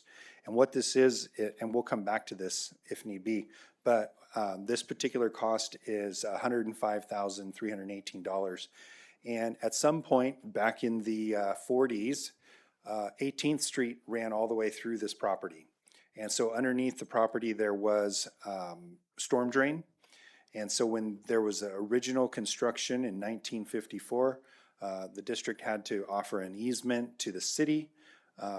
We were not aware that there was a storm drain there. The city actually wasn't even aware of it. We had to go back and get documents back to the 40s and 50s to look at all of this. So we actually obtained the title report showing the easement. And then what we did is we worked with the city to ensure that we moved this particular storm drain line out of our foundation for the new restroom that's going to be put there. And so it was still serviceable and it met the city's requirements. So if you look at this line right up here, we've got a storm drain that ran right through here, and it would come across the corner of where we're placing the new restroom back here. So it's going to have to be moved and repositioned. So that's the significant cost that is associated with this, and it's truly an unknown condition. Each of these items here, back one slide, I'll give you an example here. Underground tank. Again, as we were doing demolition, we found an underground tank that needed to be removed. It fell in an area under the where a foundation would go, so that had to come out. Number two there, additional subfloor grind and prep. So the floor that was there prior, I believe, was tile. We're going back with a vinyl floor, and we had deviations in the floor that were more than a half an inch. So we had to ensure that that new vinyl floor was smooth all the way across it. So it required some additional demolition. But again, these things, some of them are fairly minor. A couple of them that I do want to highlight here, PCO 9 and PCO 13. Those are highlighted yellow, and with our architect here in the audience. There are a couple of items that we believe were not in the plans as accurate as they could have been. And so these are change orders. They're items that we would have paid for had the plans identified. We needed to add a 2-inch water line. There needed to be some additional grading around the new shade structure. And so as we close out the project with the architect, we'll have conversations with the architect. We would have paid for them had they been in the plans, but being a change order, we're paying a premium. And the contractors know that, and so we work that out and negotiate with our architect to help absorb some of that premium cost for us. No pressure, Alan. So I just wanted to share with you what we did share with the board August 9th, 26. The project cost as of today is $1,790,000. The low bidder was Newton Construction at 1.3. The architect's estimate at this, when we put this project together, was 1.9. And so the total commitments that we know that we've got with soft costs, contingency, and soft costs are things associated around like our inspector, DSA fees, architect fees, all of that. Puts us at $2 million. So you can see that we're over budget by about $217,000. We do have we think that there may be a couple more change orders that might come forward. We'll have monitor those and we'll see what happens. And then again, as I mentioned, we'll have conversations with our architect to help support some of those costs. So not sure that it will actually come to that total cost, but we wanted to make the board aware of it. So at this point, we're recommending approval of the change orders for, it says summer 2026, but really it's just the spec project. Thank you, Brad. Nathan? Yeah, this is, for me, change orders are something that raised the hair on the back of my neck like crazy. When I first started on the board, when we were dealing with the grand jury report and everything else like that, we saw so many change orders, coming in that you had to help try to correct and clean up. And so anytime I see change orders, it's something that I get extremely uncomfortable with. And I know that Jen Sloptis knows that because I talk to her about it all the time. Every time they come up, anytime I see those words, it's something that I bring up and I dive into a little bit more because I want the explanation that you just gave to us, which is that these are not foreseen, that these are not controllable, that these were not staff errors, these were not staff oversight, that these are not things that we couldn't have avoided ourselves. There's a significant difference between staff error and negligence or whatever word you want to use there versus the things that we can't control. So when change order comes like this and we have valid reasons for it, it's much easier to swallow having to come up with that or having to approve that. So I appreciate the explanations there. I appreciate the due diligence in helping us understand why we have more change orders again. I know it's inevitable. Things like that will happen, but it is good to have that explanation and to understand that this is not because of, staff not doing their job or something like that. Yeah, and if it's okay, I would also like to highlight, obviously I called out our architect who's here on a couple of items that may not have been included in the plans. And so you have to also keep in mind some of our projects move extremely fast. So for example, our George Brown TKK complex, to have that ready for the start of school, we had to move extremely fast. So again, our architect, just like all of us, not perfect. We appreciate the hard work that they do. There may be errors, and they understand that, and they're very supportive as we get through the end of this project to work through them. So I do appreciate our architect. I want to highlight that. I'm not trying to call them out as they're having failures either. It's just sometimes, again, imperfection. They may miss something particular with a project, and they work hard to help us out on that. Thank you. Kenny? Quick question on the additional subfloor grind. That's one of the older buildings there at Spec? That's correct. It's in the cafeteria. All right, have we checked it based off of the asbestos documents that you gave me yesterday? Because I thought there was something over there. I haven't looked through everything that you gave me yesterday, but. All of the projects prior to construction, as they go through design, we test areas where the scope of work will impact it for lead and asbestos. And if there is anything that's noted, then we do our best to include that in the scope of work through the demolition process.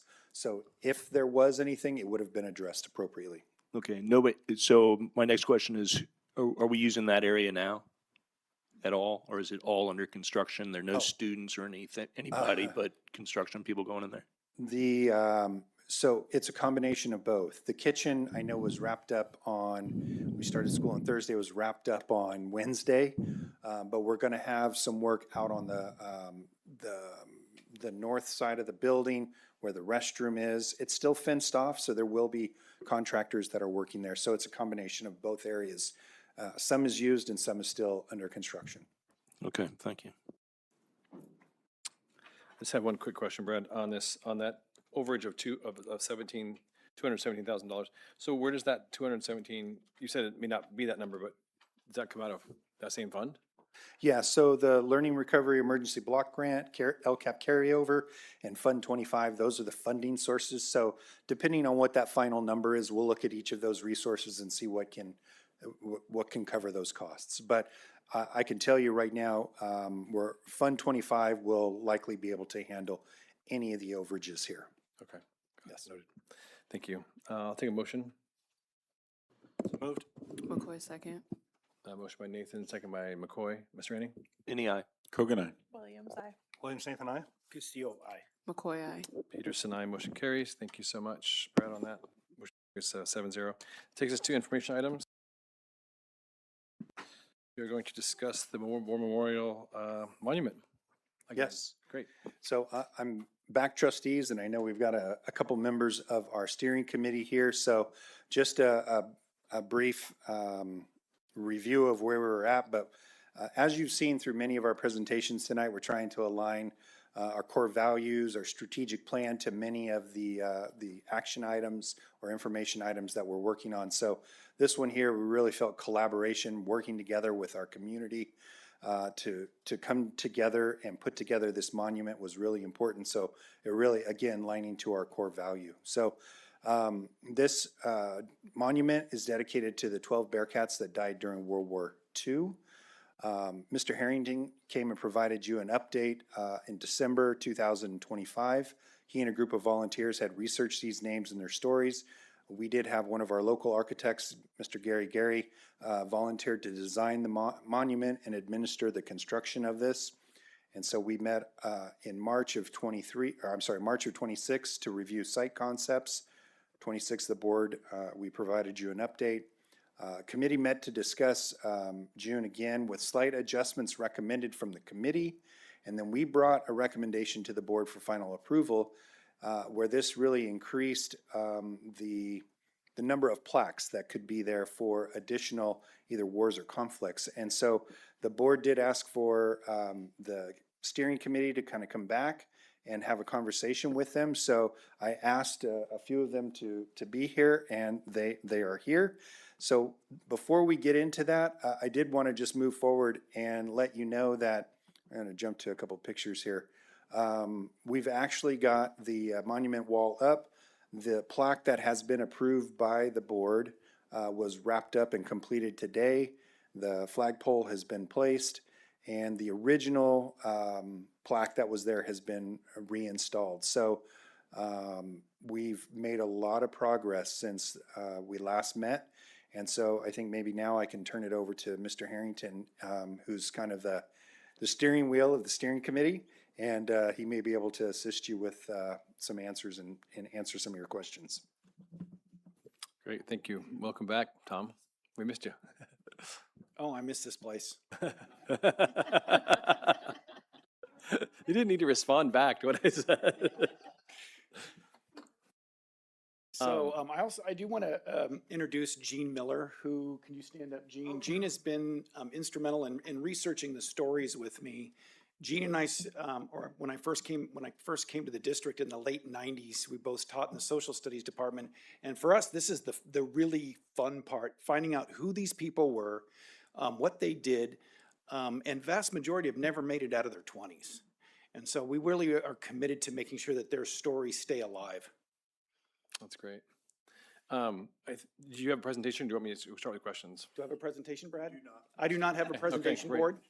Well, I'll just note is that we appreciate the work you guys have done on this. It came back to us at our last board meeting, and there was quite a few, I think, discussions of kind of how it should be. And I think our direction as a board said, why don't you go back to the steering committee and get their input on what this should look like? We kind of started adding plaques and things like that. Can you give us a little insight as to the slide that talks about, I believe the Marine Corps' response to putting there? Can you talk about that? So and how that came originally, about? in the original design, we were going to put the medallions for the different services on the other side of the plaque so you could see it from the stadium. Gene Miller reached out to the different services, and those logos are trademarked, and they were not going to allow us permission to use those logoed trademarks. And so we kind of had to put that sort of in the back seat for a little while, because we really wanted to get the main wall done, and we can add medallions. We've looked into putting the campaign medals. So there's a World War II victory medal. There's an Asian Pacific campaign medal. There's an American campaign medal and a European, Middle Eastern, African campaign medal that we can use, that were actually medals that were awarded at the conclusion of the war to those people who served in those different theaters. So that's one of the considerations we're looking at. Got it. Thank you for clarifying that. Mr. Annie, go ahead. Yeah, I've got a couple questions. I watched, you and I had this conversation about the Vietnam Bearcats, which there was 1, 2 Bearcats killed in Korea, or 1 or 2 killed in Vietnam. And I provided you all the research that I did on that. But watching the board meeting, there seems to be some opposition. I'm trying to understand why, or what the opposition to adding Vietnam Bearcats and Korean War Bearcats. I can add to that. It wasn't opposition on not having it. It was including the other theater conflicts that have already happened as well, such as Operation Iraqi Freedom and the Afghan War. It was to include all the conflicts that have happened. Okay, so I'm just trying to understand. So watching it, it wasn't clear to me. If they were Bearcats that were killed in action, they will be on the monument. I don't believe what we talked about. This is dedicated to the soldiers or the service members that were killed in 1941 or 42. Correct me if I'm wrong. Well, That's what it was dedicated for. And then to have a reflection of the other conflicts where other Bearcats either served or lost their lives, those conflicts would be listed as well. Not necessarily taking away from the 12 service members that were killed. I don't agree with that at all, but you guys voted on that when I was gone. But that wasn't what we discussed. The other thing that's concerning to me is, or I am concerned about, is how are we paying for this now? We're still doing the fundraising or no? Anyone? I'm going to phone a friend on this one. Yeah. We have some funds in the capital facility, or revenue in the capital facility fund. This has been something that's been talked about probably at least since I've been here, and probably even longer. And so with the donation of the work from the architect to put this together, and really all of the work that the steering committee had done, it was staff's recommendation to use Fund 40. That was agreed upon by the board. What's Fund 40? Capital facility improvements. And then there is a intent to sell some bricks that are down in front and Mr. Harrington can talk about the detail on that, but those would help recoup some of those costs. All right. Do we need to vote on that as part of the plan, or is that, how is that going to work? Because I've already had people asking me, you know, why is the district paying for this? Because I believe you were on the radio talking about the fundraising. So I want to make sure we got ground truth here. Yeah, so the board has already voted and approved moving forward with Fund 40 as the funding source. And then we still, the selling of the plaques, we have to work out some details of that. Really, the bricks. sizing of what would be on there. Yeah, donations, I heard that over there, thank you. What would be on each brick, the size of each of them, how they would be prioritized. Those details have not been worked out yet, and that's what we need to do before we get back into some of the revenue that could come back to help recoup some of those costs. Okay, but just to, you know, to reiterate what I've heard is we're basically fronting the money, but the intent is that, you know, when we go back to that collaboration box up there, the intent is to have the community get involved and reimburse the district for part of that. That's the intent, right? Yes. Okay. Correct. And on our Facebook, so Gene Miller, Bearcat, class of '84, former principal of Lamson Middle School. One of the things that we talked about in the steering committee and something that we've done with every one of our Facebook posts is asking for those donations to come straight to the district. And I was on KPRL, same thing. We are asking that our community step up and help pay for this so that we can honor these individuals and not have the district have to pay for it. We think the community will come forward with these things. We're also planning going out to Rotary and other service groups to have them help pay the costs. Okay, and how do we do that? Just, how does the community do that if they just want to send money and not buy a brick? Yeah, they could just send a check to And the, say, do we have the name of and say for the War Memorial Project. For the War Memorial Project in the memo line, okay. I want to offer Nathan a chance to talk about a little, I think, clarify what he thought we discussed at the last meeting. So, Nathan? Yeah, I think it's important to make a correction there because any kind of insinuation that we were opposed to it is a gross misrepresentation of what was actually said. When you look at the plaque on the far left there, that's exactly what we talked about, which was our concern was that not that we were doing this, because that's obviously why we turned around and supported moving forward with it, but just in changing the original, what it was actually named for. And that was the world, as that plaque stated, it was from those Bearcats that were at World War II. Now, just losing that history was something that we, knowing that there's another project, thank you, that's going out there, we wanted to at least have the discussion with each of you. We really appreciate you being, I appreciate you being here because you're having those conversations out there. You're having those conversations with everybody. So you could better give us that feedback.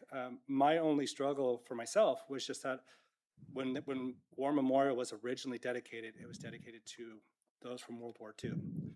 Nothing to take away from that in any capacity by recognizing other Bearcats. That's amazing. If that's what we choose to do as a community, as a group going forward, but just understand that there was another project happening and taking away that history of what War Memorial was originally dedicated to was our desire to have a further discussion about.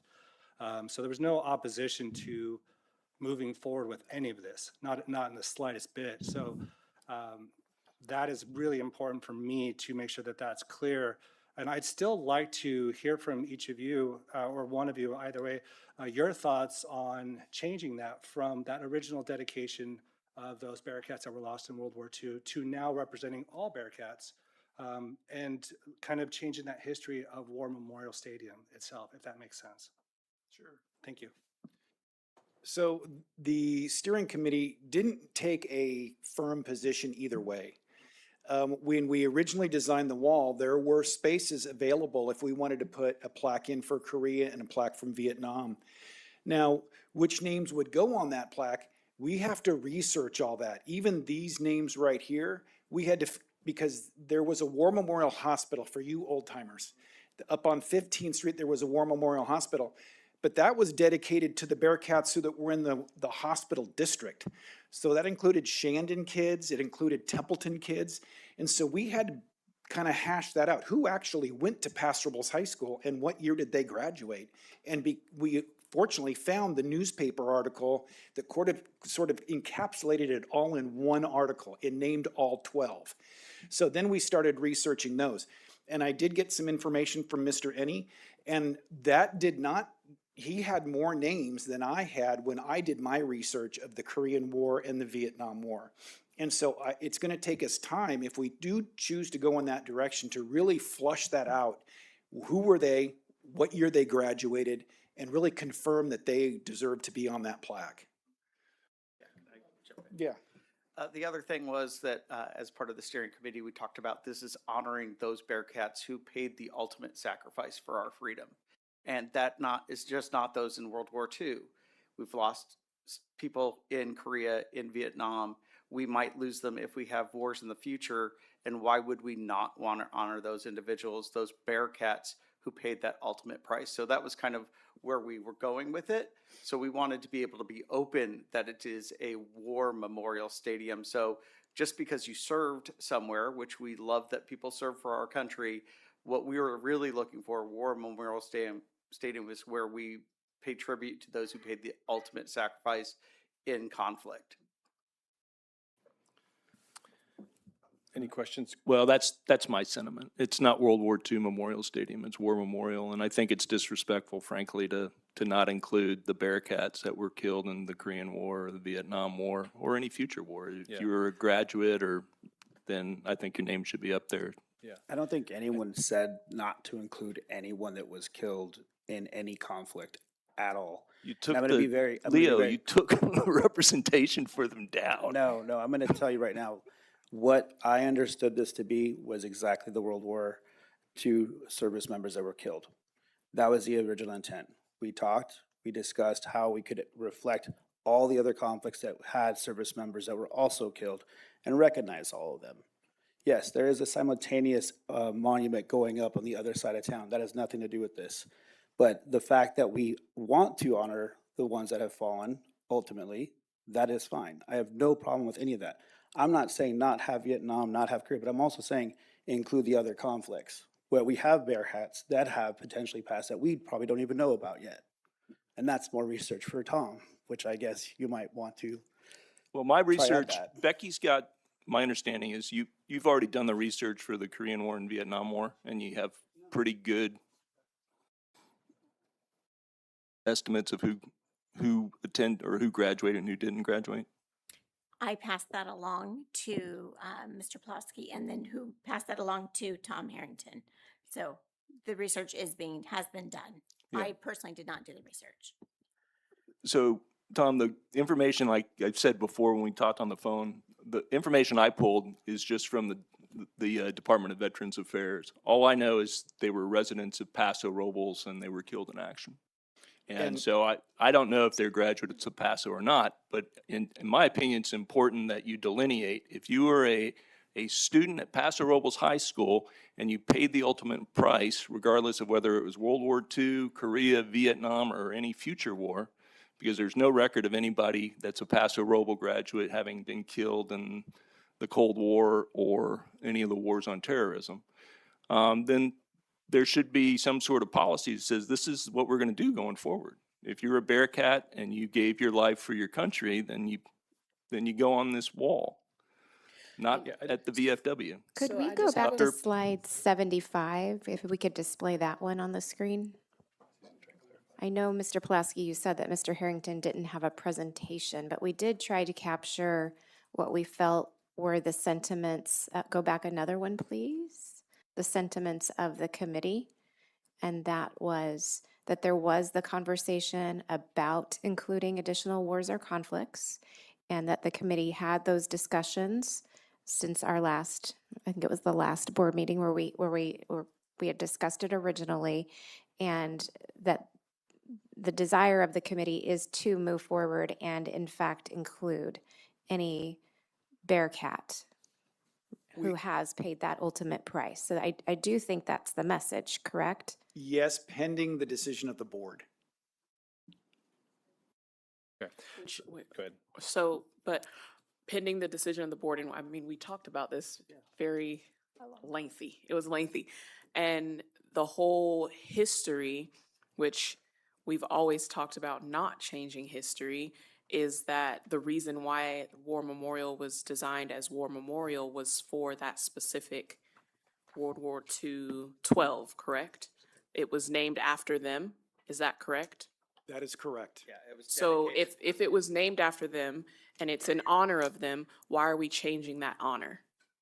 That's what I'm thinking in my head. Why would we change the honor of someone by adding more to it than what it was designed for? That's taking away from those 12 and creating brand new people when we can just honor that and leave it as an honor. Okay, as a history guy.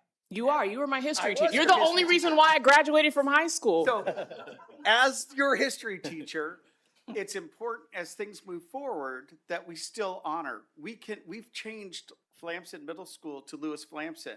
We're still honoring those two individuals who are educators in our district.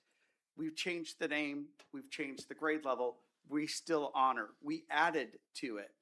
This is adding to that honor. They set this up after a very traumatic time in World War II. This is how they as a community grieved for those individuals who lost their lives. As we move forward, it's okay for us as a community to say there have been other conflicts and other Bearcats lost, and therefore we're not taking away from these individuals. Actually, we're bringing these guys to life. We are dedicated to really looking for and figuring out who these guys were. And we can do that for anyone, any Bearcat that lost their lives in a conflict. It's not dishonoring them. It's not taking away from them. It's adding to our community and really looking at what we have done as a community, the sacrifices that people who grew up here made for our country, and honoring them as well. So I don't think of it as a detraction. Think of it as not even just ignoring history. We're adding on to the experience as we've moved through 80 years later from this conflict. And now we've had other conflicts and lost others as well. And I think it's honorable to honor them as well.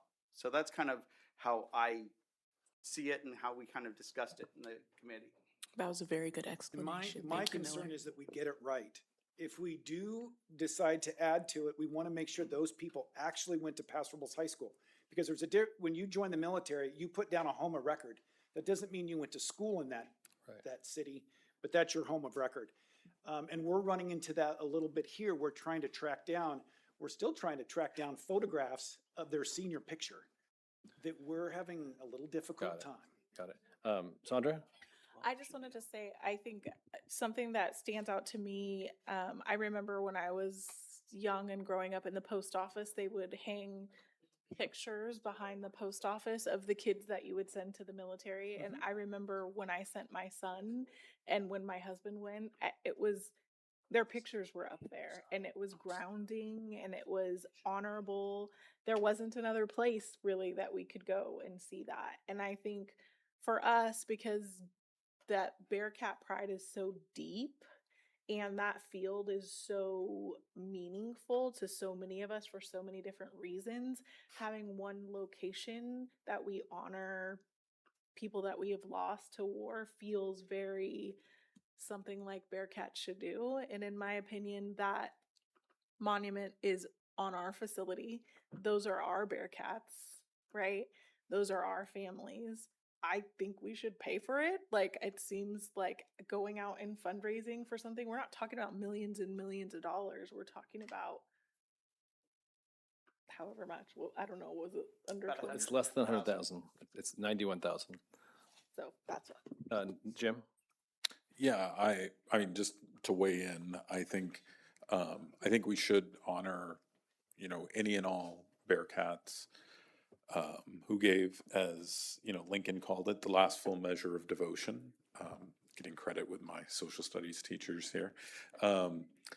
I think the only thing I would add, and just to, kick the hornet's nest a little bit, I don't think they should have to have graduated from Paso High if they attended Paso High, just because there were plenty of people who left high school early in both the Korean and Vietnam conflicts and then served. And so I think if they were Bearcats and they gave the last full measure of devotion, I think that's fine. I think part of what you saw in the video of the conversation that we were having was not wanting to get over our skis with the committee.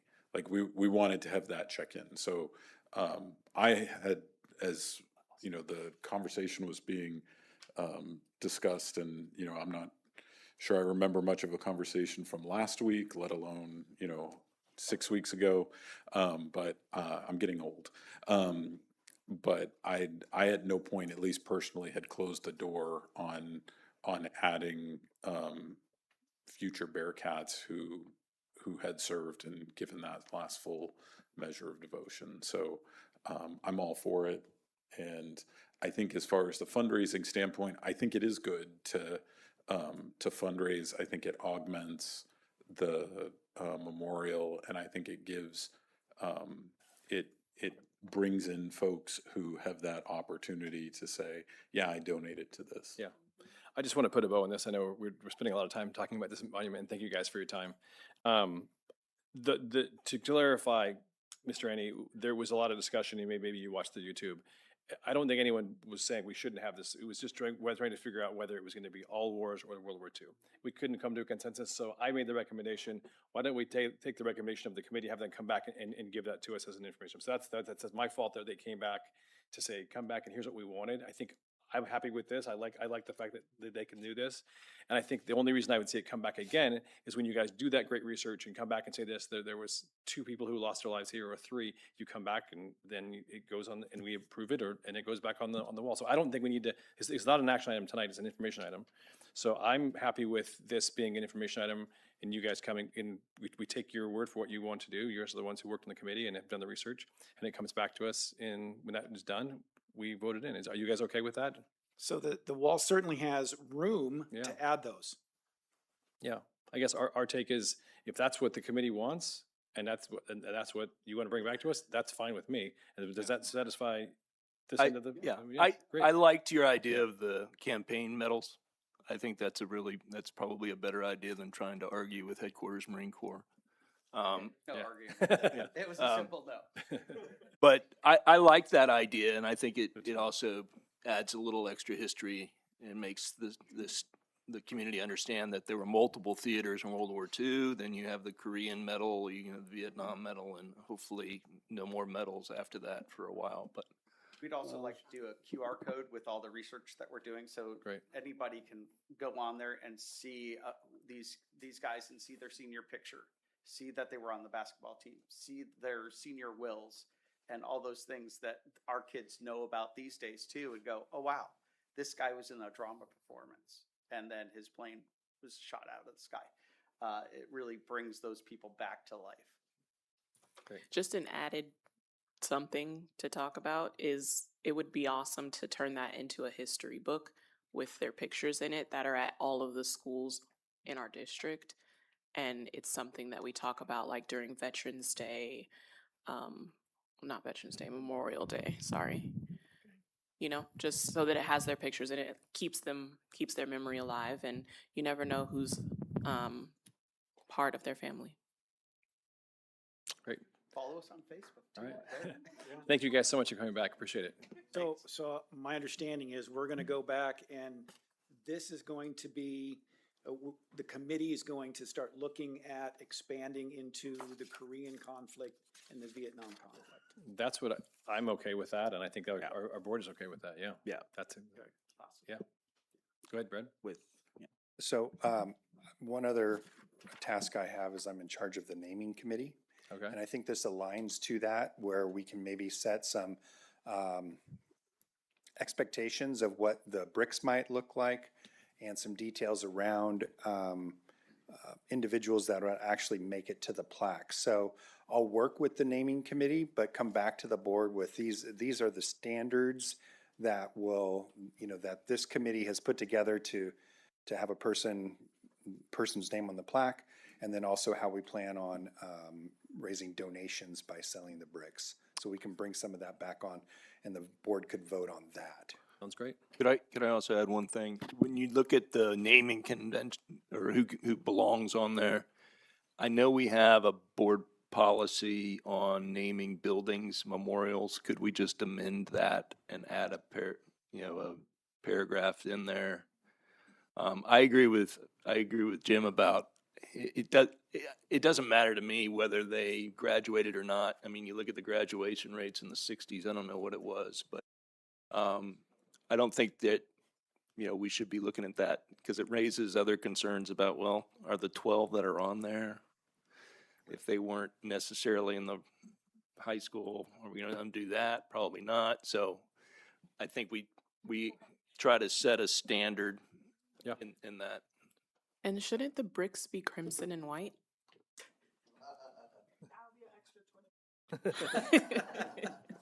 Thank you very much.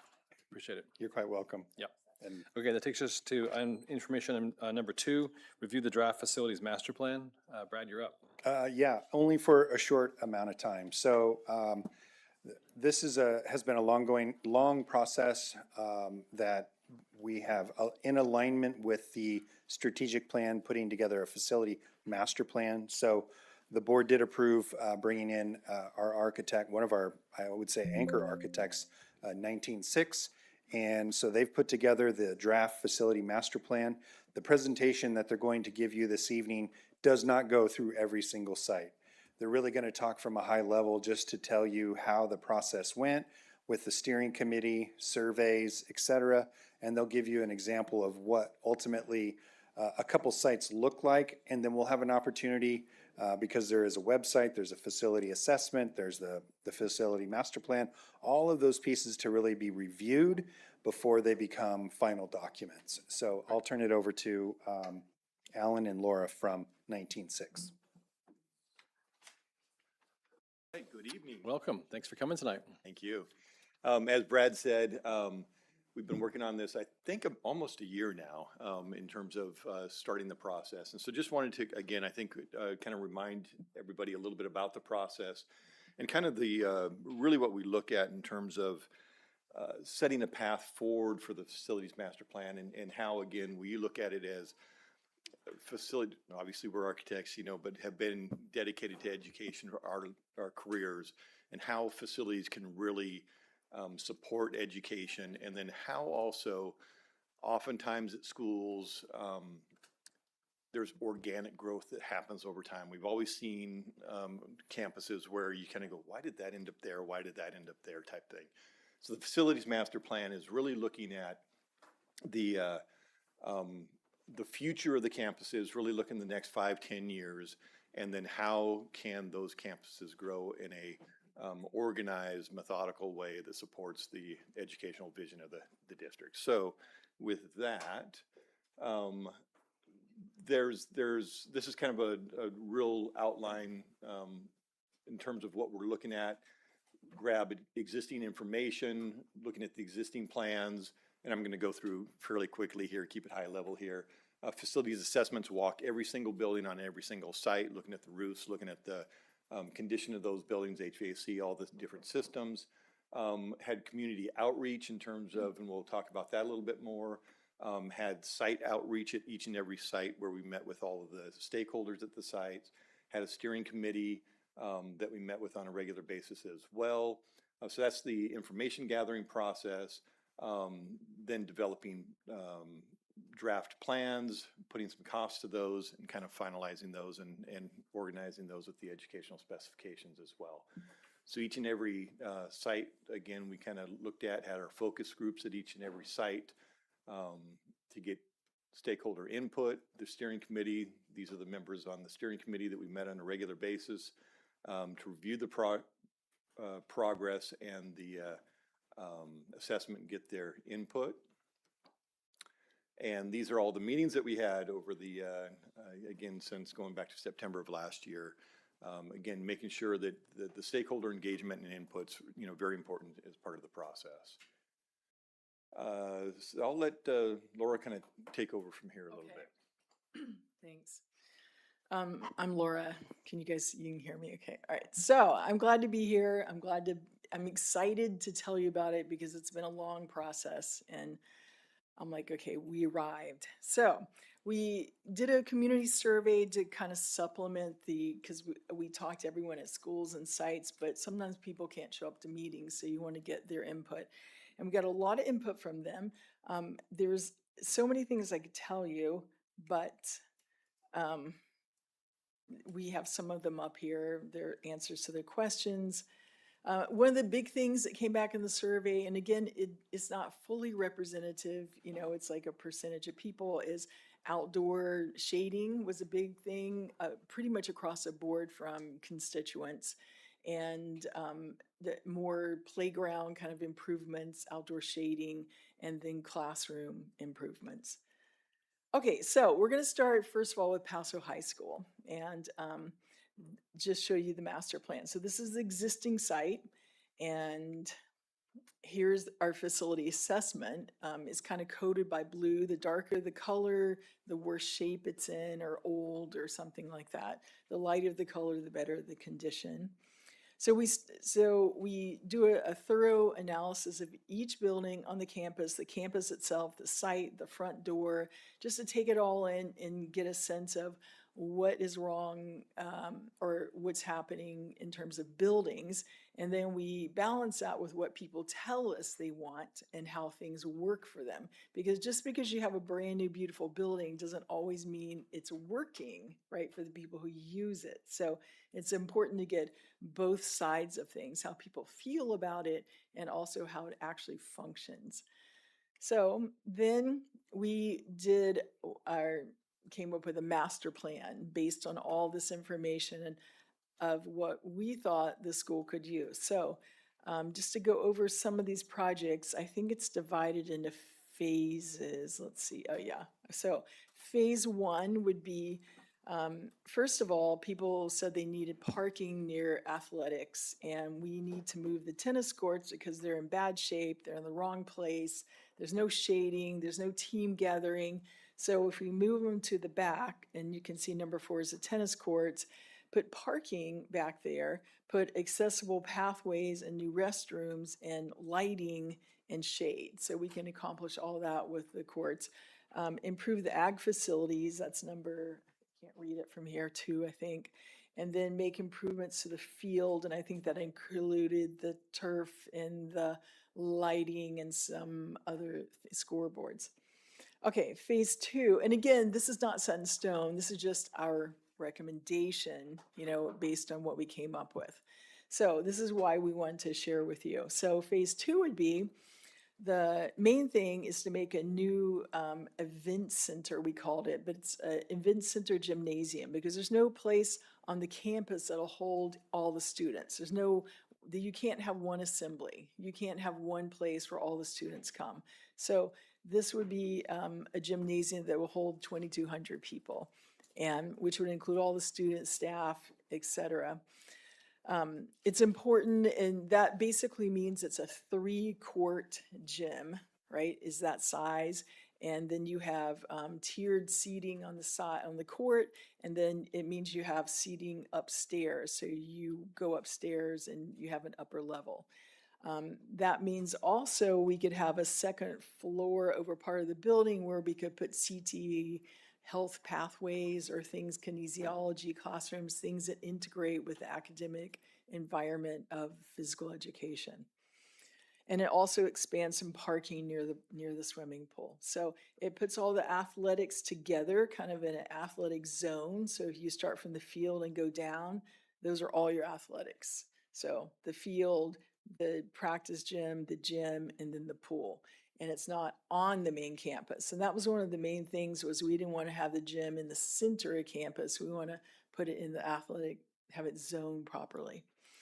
Okay, so phase 3 is saying, okay, now that we have that new gym event center moved, now we can address the core campus. And one of the big things that came up was having the central quad of campus be really that opened up for students to use, and having a centralized eating place. I mean, I remember I was there one day for lunch and I saw what happens with everyone trying to get in line, running. They only have 20 minutes and where do they eat? And I'm like, okay, so our idea then was to make an outdoor eating area and a cafeteria and move the food service program to here. So this would now be the central kitchen that would supply the other, and then with that, you'd have a culinary arts program linked to the kitchen. You'd have a student commons, quote, cafeteria. So a lot of people said they like to have a place to study that's not the library, but, you know, a place to gather and be. And the back part, the left side of the building, it would be 2-story, and that would be all classrooms, CT classrooms, and upstairs would be the new, what we're calling Learning Commons, I guess is the new name for library. So it's the library, so it's where, you know, you adjacent learning. And coupled with that would be some digital CT classrooms that have to do with like research, computers, things like that in the library. So that was the idea. Okay, now phase 4 was to make a new classroom building on the upper part of campus. And that would be special education classrooms downstairs, some CT classrooms.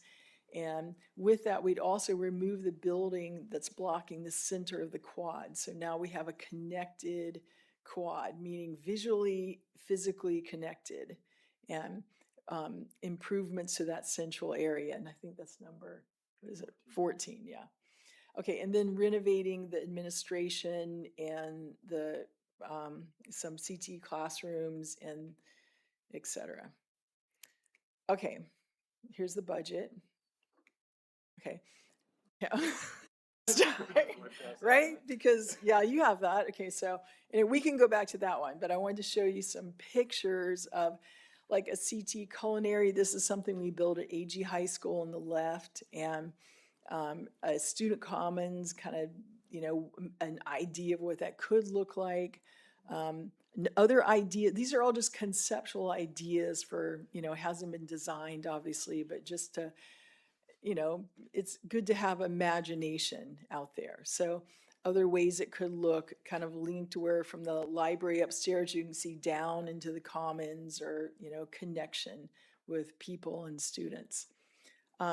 Then outside areas, having shading, outside eating, outside learning kind of thing, and shading integrated with the structure of the building, because I think we've all seen shade structures, right? And, you know, there's ways to start getting away from that so the shade is incorporated into the design of the whole building, so you're not paying additionally for a shade structure, right? So it's an integrated approach into shading. Then the new event center, and this is all conceptual here of what it could look like, right? And then maybe some locker rooms, you know, a lobby kind of idea. And then war memorial. So this is the existing war memorial. This is our master plan for it. And for what we heard that we needed to do was address the field itself. So new press box, new bleachers, new improvements to the field. We needed to address parking and ADA access. So we expanded the parking on the kind of hillside of the area. And then we decided to make a new access road in past the community pool, right, on the left, and make a new parking lot. And as we did that, also improve the adult services kind of area up there too. So that way we could have a drop off. So we'd have a drop off at number, what is it, 4,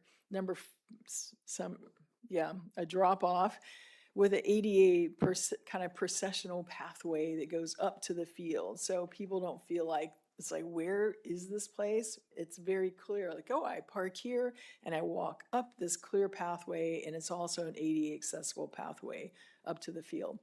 And then that goes by a new practice gym. And in that practice gym would be at the lower level, the gym access, and then at the field level, you would have concessions, team rooms, locker rooms, so all the support facilities you need for the field.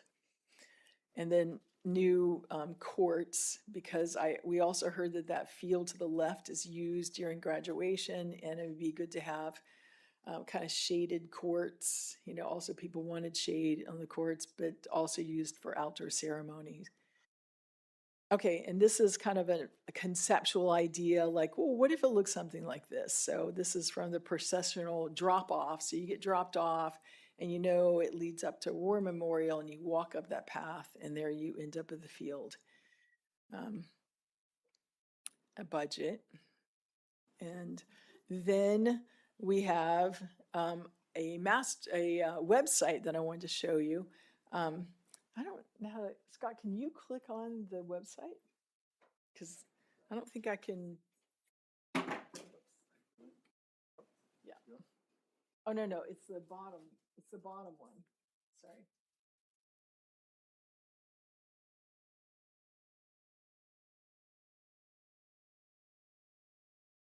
Okay, it's the big yeah, that one. Yeah.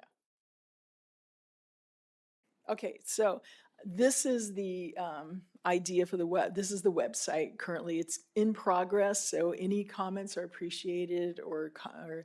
So if you click on, go to like Find My School, and then click on Paso High School maybe, and then is it loading? It's slow loading here.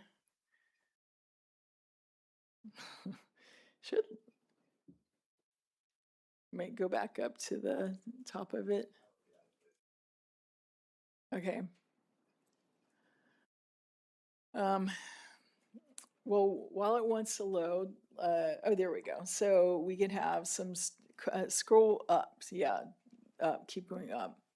Yeah, so you can choose dashboard, and you have some stats that links back to CalPAD, so we never have to update it. It's just automatically updated. We have a facility assessment, so click on that guy, and the map comes up. Okay, then click on master plan, and here's the master plan and a kind of a price scenario, so people could go, oh, how much will the barns cost, number one? So click on number one there, and it'll tell you that much money. We're going to take out the 4 boxes below because it's like TMI. People don't need to know about soft costs and escalation and all that, but they do need to know that they can go year 1, 2, 3, 4, 5. So if you click on year 5 on that one, it goes from 280 to 324. So you can see, oh, right, if you wait a long time, it's going to cost more money. So that was the idea. Okay, then go to resources on the top right, please. Yeah, and then people, if they want to download the entire master plan or look at the community survey or any of the documents, they can do that. So that's the kind of thought for the website. Okay, I think you go back to the yeah. And the next. And then we have Lewis Flamson. I don't know if we want to look at that, but that's so. Okay. That is all I have to say.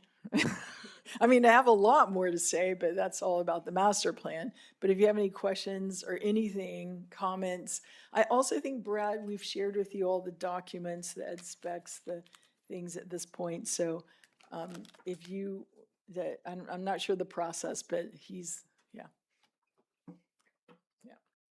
I believe attached to the agenda, there were 2, the facility master plan and then the facility assessment. So we have the ed specs that are coming, the website, and one other, okay, or the updated one that was sent today. So we'll make sure that those pieces are accessible, and it'll allow the trustees to look at that, provide some feedback on it, and then ultimately we're going to move toward final board approval and then launch the website so that way it's interactive for members of our community to be able to engage with it. So what's your timeline on that, Brad, in terms of getting input from the board, from additional, I mean, I know they've had a year to work on this with the steering committee, but what's the next timeline for us and then launching this website? Can you do it tomorrow? Just kidding. I know it's a lot of information to take in, And they have had a long time to look at this, and same with me. I've been part of this from the very beginning, so I've lived in it, and I know you have not. So I think that we should be able to come back. I'd like to hope that we could come back within a month and have final board approval on this. But this is something that we've been working on a long time. We've showed several recommendations that have come from this. It has helped drive some of the bond language that is actually on the ballot. So I think with that information, there's probably not a lot of, maybe not a lot of major changes that could come forward. And I think having also our experts, the architect, look at the phasing of this work, really that's really, I'm not necessarily sure that that's going to change over time. Because really moving big pieces or constructing big pieces on the campus just has to be done in a very specific order. We're not going to be able to change that to accomplish the work that we want to accomplish. Okay. My next comment is kind of more philosophical, I guess. But so when you read something like this, it's exciting, it's bright, it's shiny, it's flashy, it looks incredible, and then you start looking at the budgets and you're like, okay, that's a lot of money. But so some of these things are, aspirational, and some of these things are needed. And so I guess I'd like to ask you and the architects in terms of how do you walk that line? Because we're a school district, right? We're a school district in a town that has a lot of needs, and we need to educate students, and it's great to have a gym, but how do you walk that line when you're talking about making a, 2 or 3 store, practice gym and things like that with shade structures versus what we actually need and what we can afford? I'm just curious as to like the design philosophy of that, because maybe I should have caught that when we started this a year ago, but I just, it's a great, as I said, it's a great document. It gets me excited, but it also scares me a little bit as we look at all the money we don't have, and we may or may not have if this bond does or doesn't pass. So yeah, so as a facilities expert that's worked in schools for 23 years, and I look at and I travel the state going to many districts, not just the 3 that I've worked in. The items that we're presenting here are not uncommon that you would find at any typical high school. So, and we'll just start here. This is a good one here, and I'll just kind of run through this. So having a synthetic turf field is not uncommon, and having a football stadium and a practice field that's very common in many areas. Parking is a challenge at all high school campuses, no matter when they're built. So adding parking is definitely, that goes beyond just a want. That's a need. Right. We've got tennis facilities that have been there since, I think, since the early onset of the high school, since the 1980s. So upgrading those, relocating them, having some shaded seating. Again, those are things that are aligning to a need for our campus. We have seen temperatures increase here in the Paso Robles area over the last 40 years or so. August is really the hottest month, which is a month that we're in school. We don't have an area for students to sit indoors and actually eat lunch. So I think that just goes beyond like that's definitely not a need. That's a piece of dignity that we need to provide, that we should provide for the students there. Having an event center that can seat 2,200, that's aspirational. We know that it's a challenge to have all of our students be able to meet in one spot. But we also look at it as an element that really can help the community as well. In our county, specifically North County, there's not a spot where 2,200 people can meet indoors, air conditioned. And air conditioned is not a luxury anymore. It is part of the basics of any home that we would build, any car that we would buy, any space that we would construct. So air conditioning is not a luxury there. And then when you look at up in the center, the top there, 850, 12, those numbers, we've seen the needs of our students with disabilities drastically change over the years. Their needs, we've gone from having SDC classes to trying to have spaces that include our students with disabilities in general ed. But then again, the disabilities also range to where we need to have toileting, showering, where students are actually laying out on the floor for a portion of their day. And so, again, that's not a want. Those are needs that we have to accommodate the learning plans for those students. So I don't believe that any of the elements of this are so over the top that it's beyond wishful thinking.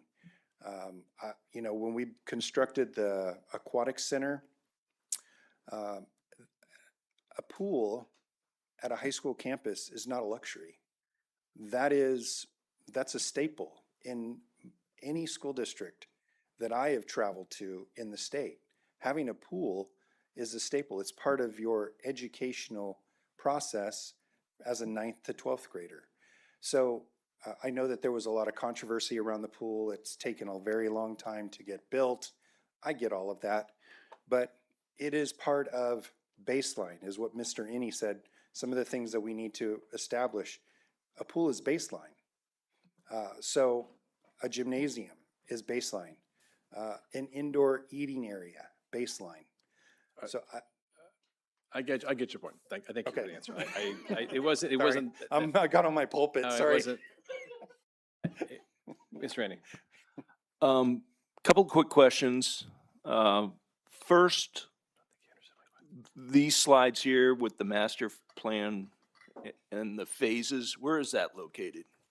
Is that, because I didn't get that in my packet, and that's a good piece of gear, because It it is- lays out. Yeah, I don't believe that was actually attached at the time of publication. So it is in the live document right now. Okay. But I can make sure that it's emailed to the board. I'll have Ms. Loftus do that.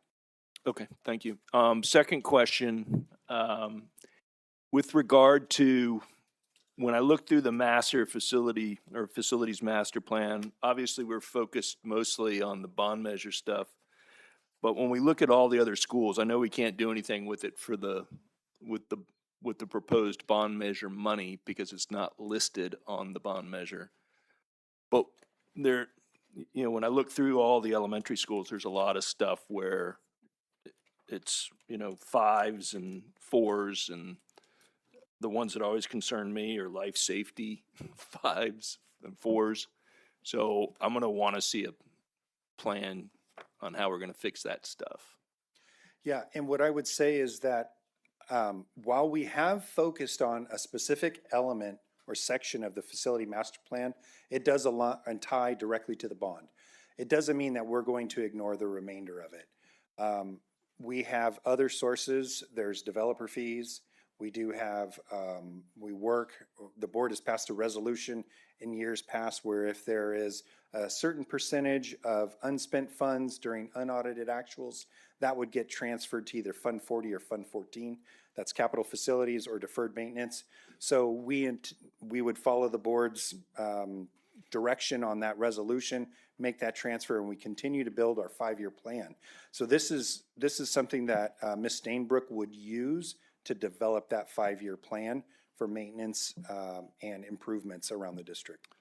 Yeah, I guess I'll bring it up now, but when I looked, it looked like Georgia Brown, the Creston Road campus was the one that had probably the most 4s and 5s. And I don't know what the cost would be for some of these things, but a lot of them are, you know, door hardware over 25-year lifespan, things like that. So I don't know what Measure M money's left, but in my opinion, anything that's a life safety issue needs to be top list. I would agree, and I think when we're bringing back remaining Measure M funds and prioritizing where those go, that this resource will be very helpful in that conversation. Yeah.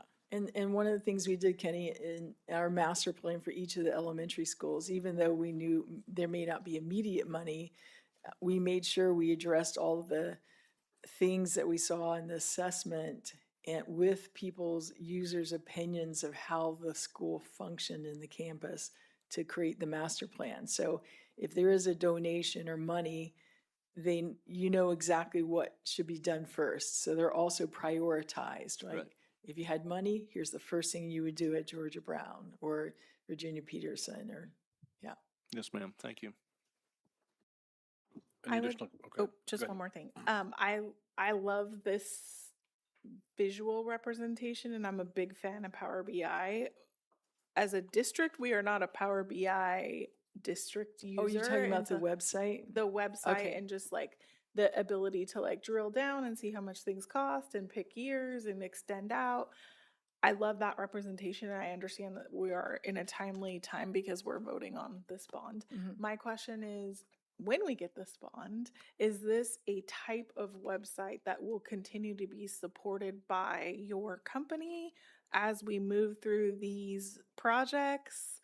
Like, who's going to maintain this? Because this is exactly the type of thing that we should be providing for all of our sites. Just like you drilled down and you showed us what school we could pick and look at the details up to date and very visually. So who's going to maintain that, and well, can we maintain that? Hmm. Oh, it takes a lot of time to do this. Yeah. So we knew that if you build a plan, you put it on a shelf, you do nothing with it, it's useless, right? So this plan here, we wanted the interactive website, and that was really at the direction of Ms. Loftus to ensure that we had that. So through the facility master plan process, we've got a term where 19.6 will be helping us through that term. And then after that, we can bring them on. It can be something that maybe we learn how to develop all of that ourselves. But we do anticipate this will be a living document. I'm going to liken it to a couple other programs that we've got. Parsec, right? That's another dashboard that we've got that has been fed directly from other sources, and then it updates on a regular basis. So we want this website to be like that. So it will continue to function. So in some of your engineering program classes over there, that Power BI business is what the coding and all of that. Like, I get Cal Poly students to do that for the health center all the time. So that could be a way, because Power BI is very complicated. Where Parsec, you're just inserting data. Power BI, you will like have to build out code, and it's complicated, but very cool. Yes, thank you. Great. Anything else on this? Great. Thank you so much for the presentation. Great work. All right. All right, thanks. Thank you. That takes us to item J3, Summer 2026 Facilities Project Updates. Brad? Let me get to or maybe Tech's doing that for me.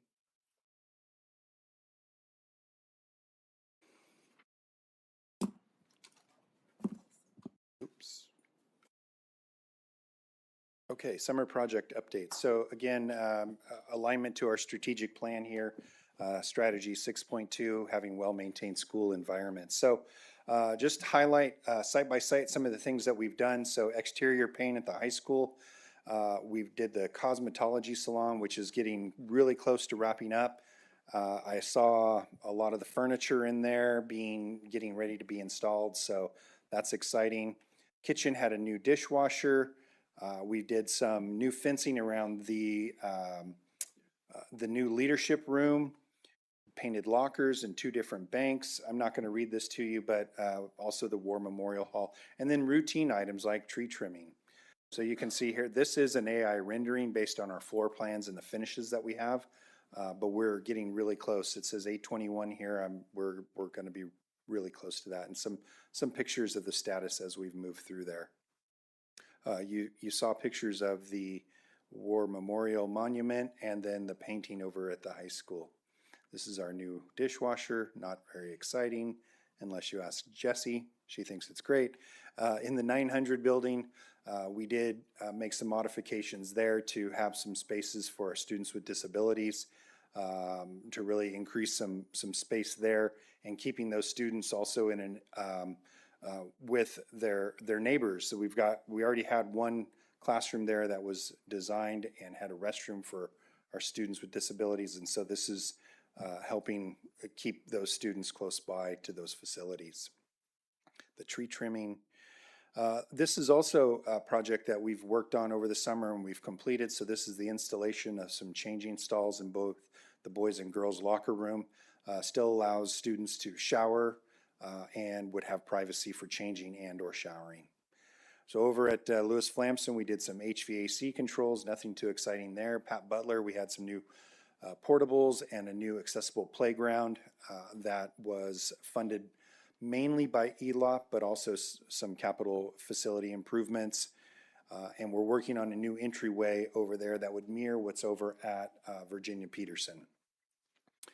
I'm going to move through these fairly quickly, kind of show you some photos of this. The wall, that was done this summer as well. There's the garden, and then the portables as they were being brought in. There's a close to finished product of the playground structure. So Peterson, we brought in new student desks and chairs. Again, we had the ball wall, and then we also, portable room, we had added a calm room there with some padding, and we're working on some outdoor shading there as well. And the pictures of the shading are examples of what we've put in other places, and we're looking at trying to do something similar there at Peterson. Pfeiffer, again, new desks and chairs. We did some tree trimming there and new picnic tables, and you can see some of that work there. Kermit King, a couple of portables, the new accessible playground, parking. That also triggered some parking lot improvements in our desks and chairs there. And these are just some completion dates of some of those projects that are still on the horizon. Looks like, actually, I know our playground structure, it opened on Monday? Yeah. And some photos of that. Georgia Brown, this is where we did a lot of significant work. 6 new modular buildings for our TKK complex. We're building a new restroom up by the science wing as well, increasing some ADA access areas and a small expansion in the nurse's office. And that's the scope of work, but you can see these are the pictures over here kind of just shows you that, you know, these buildings were brought in with cranes. They had a very narrow space that they had to get onto campus, and then the cranes set those in place. This is before all the concrete was poured out in front, but if you were there for the Meet the Teacher night, you can see that it's a very nice product that turned out very well. And some new carpeting that's been done, and that's the restroom up in front by the science wing. We talked a little bit about the kitchen modernization and the new shade structure and the blacktop expansion. So you've seen those pictures there, but good work that's being done at that site as well. We did get our new marquee for Liberty and for Independence, and so that's up and running. I know it says welcome, and it keeps repeating, but we're working on getting that programmed. And the district office, the new EECU funded ATM with accessible parking will be wrapping up shortly. So that's just a quick review of all of the projects that we did over the summer. Great. Very busy Lots of work. summer. Thank you so much. Excellent work. With no comments, we'll go on to the next item, which is the quarterly safety report. So again, I'll move through this quickly. There's just some explanations of our various types of reporting, information only, first aid, and medical. What temporary disability and indemnity, no lost time, what those definitions are, but this goes back to last school year, that quarter, April 1 through June 30th, we had a total of 22 injuries. 5 of those remain open, but 17 of those have closed, and you can see how each of those injuries were reported. Move through it real quick. Okay. Seeing no questions, we'll go on to number 5, which is expanded learning programs and job description for Ms. Ames. Good evening. Today we're here to present information on a proposed new position for a manager of expanded learning programs. You may have noticed from the presentation earlier tonight from Kim Gaspar that our offerings for expanded learning has increased significantly, and we have a lot more enrollment than in the past. Also, we're using this program for attendance recovery. ELOP allows students to get attendance credit to make up for the use of to make up for their attendance. We also added elementary athletics under the ELOP umbrella, so that's another additional item under this fund and this program.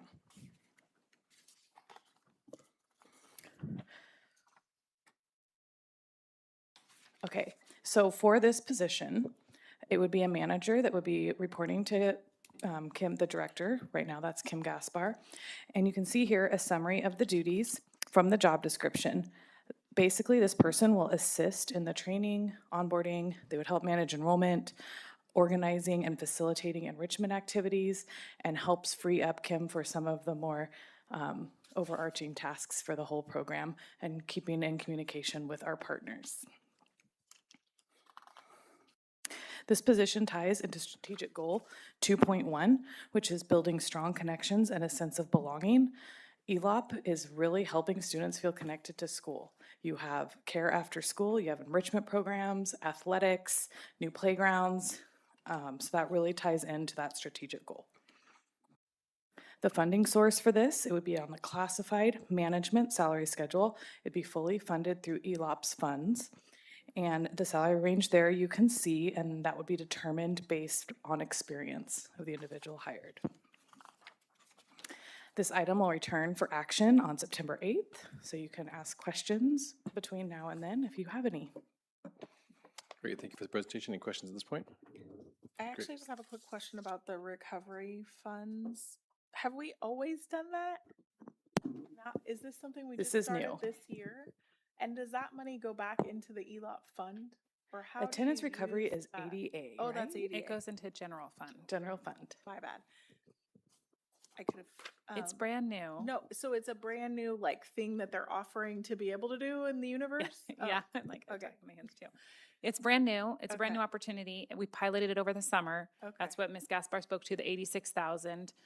You have to have 1 hour increments and it has to be aligned to grade level curriculum standards. And you can submit for reimbursement. So we will be doing it this year in after school programs. Okay, thanks for clarifying, because I asked him, I was like, what? Because that's a significant amount of money. That's this position, basically. It's one of the strategies to mitigate just some of the lost revenue from declining enrollment, right? And so it's just one of the strategies we're trying to use. Yeah, and it does have a lot of like record keeping and different aspects that Kim needs to help all of those teachers do. So that's another reason we need this assistance for the position. Thank you. One quick question. Can you refresh my memory on where ELOP funds come from, please? ELAP funds are state funds, which are allocated to the district based upon enrollment and certain population of enrollment. Okay. All right, thank you. Thank you very much. That takes us to our final item of the night. That's an information item. 26-27 budget 45-day revise from Sherry. Good night.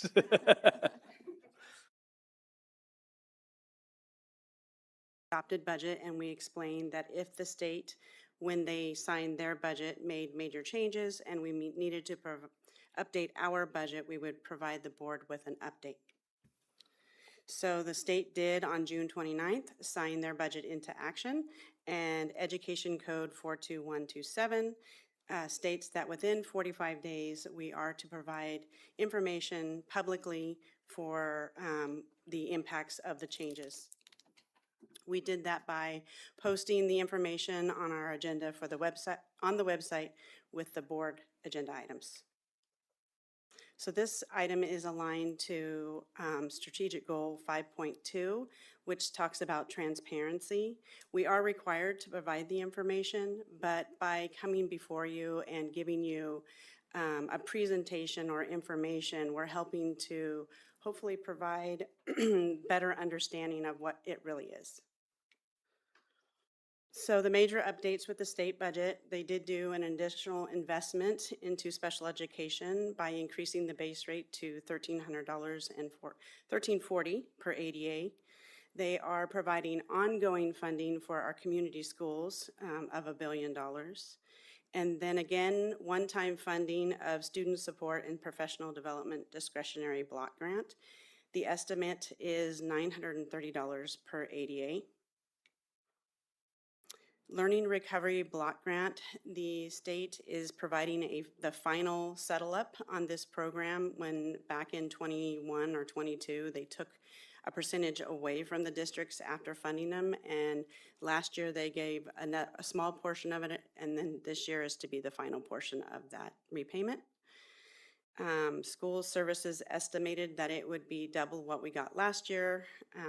And in addition, the 1.44 super Kohler, I think is we're referring to, was approved. But also with that was the additional 14 weeks paid pregnancy leave. So the impacts to our district budget, as you can sort of see here, is that in our objects 8,300, which is state revenue, we show that with the 930 per ADA, we get about estimated amount of $5.3 million for the student support and professional block grant funds. In addition is the learning recovery funds there for $740,225. And in budgeted expenditures, because we did budget the increase to the LCFF funds, but we did not include an estimated cost for the pregnancy leave. So we have included $500,000 based on our estimates of what that would look like for us. The cost for the additional expenditures that will align with the student professional block grant and the learning and recovery are still in development, so we have not included them here yet. So the impacts to our ending balance for restricted, there's an increase because we did not include the expenditures for those new monies. And then with the $500,000, we've reduced the budget stabilization. Some other impacts, as I talked about, for the community development or community funds for Glenn Speck, because they are a school that have already applied and are receiving those funds. So they will receive the ongoing $230,000 for their school. The eligibility requirement for schools to receive these funds is they have to have a 65% unduplicated count. So majority of our schools qualify, and the list is here. The district will be supporting the sites in looking to receive these funds so that they can also benefit from them. A couple of other impacts with the funds for student support professional development block grant is there is a requirement now that you hold a public hearing if you are experiencing declining enrollment over the next 5 years, which we are to inform the public on any impacts of the declining enrollment and if we are closing schools and how we're managing that decline. We are also required to do a final expenditure report, and we cannot use these funds, we cannot charge staff for induction costs or professional development, otherwise we would lose the funds. But the district doesn't do that at this time anyway. I don't know what that is. I actually had, I'm gonna go back. I don't know what that is either. I'm gonna go back because final alignment with our strategic plan was that the community funds are, and I think it's goal, or strategic action 3 is parent and community involvement, and these funds directly align with those and support that. So that's Great. it.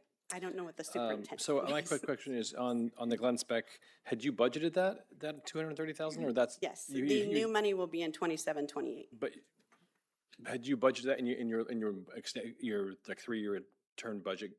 You For- figured that was coming in or For no? the multi-year Yeah, multi-year. projections? No. Okay. Because they were expected to end. Nice, okay. Yes, so it's- that yeah, is a pleasant okay, surprise. Great, thank you. Mhm. Kenny? When you mentioned that we have to do public hearings for declining enrollment, is there a threshold? For the amount of decline, Mhm. I've not seen that. Okay. It just says declining over the next 5 years. Because we know we're declining. I'm just curious, what, is it 10? Is it 100? Is it only if it's going to cause a school closure?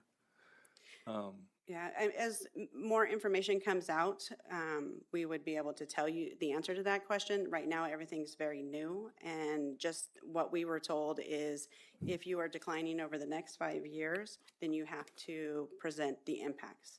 And Is the specific information was closure of schools. Sure. Is that that's a state law? Do you know the number or anything, or is that just? No, I don't know if they've aligned an ed code to that. Second question, I heard that, again, Prop $98 were withheld. Is that true? I know they did it last year. And I thought it was like 5 billion last year that they paid back. but They're, yes. I was asked that if, or I was told Are that you it happened thinking like again. they always underestimate? I think that's what he's referring to is a lot of times the state will underestimate what is due to schools. And then once the revenue comes in, it might be higher, it's higher every single year. Yeah. So then there's a catch up that needs to happen. Okay. Well, I always get the CSBA email saying, contact your state assembly person over the withholding of Prop $98. I haven't seen it for this year, but I did last year. Yes, so I think I mentioned this one time before. So if they underestimate Prop 28, what they do is they base our COLA and our ongoing funding on those estimates. And if they underestimate it, they don't have to change the ongoing funding. They're giving us a one-time offset to make up for it. So similar to that would be your student support professional block grant. So they said, okay, so we underestimated it. It's $5 billion. Here, school sites is the makeup for that, which is appreciative, but as for operational and ongoing, it's actually hurtful. Okay. All right. Thank you, ma'am. Yes. Sandra? A couple questions.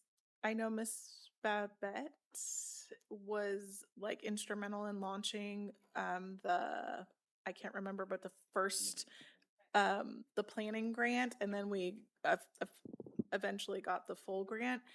These are a lot of school sites, and she, I believe, did that and went back to retirement.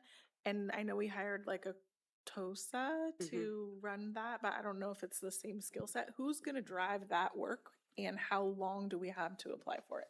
Do you want me to answer that? Sure. Okay, so we have a classified management position currently at Glen Speck.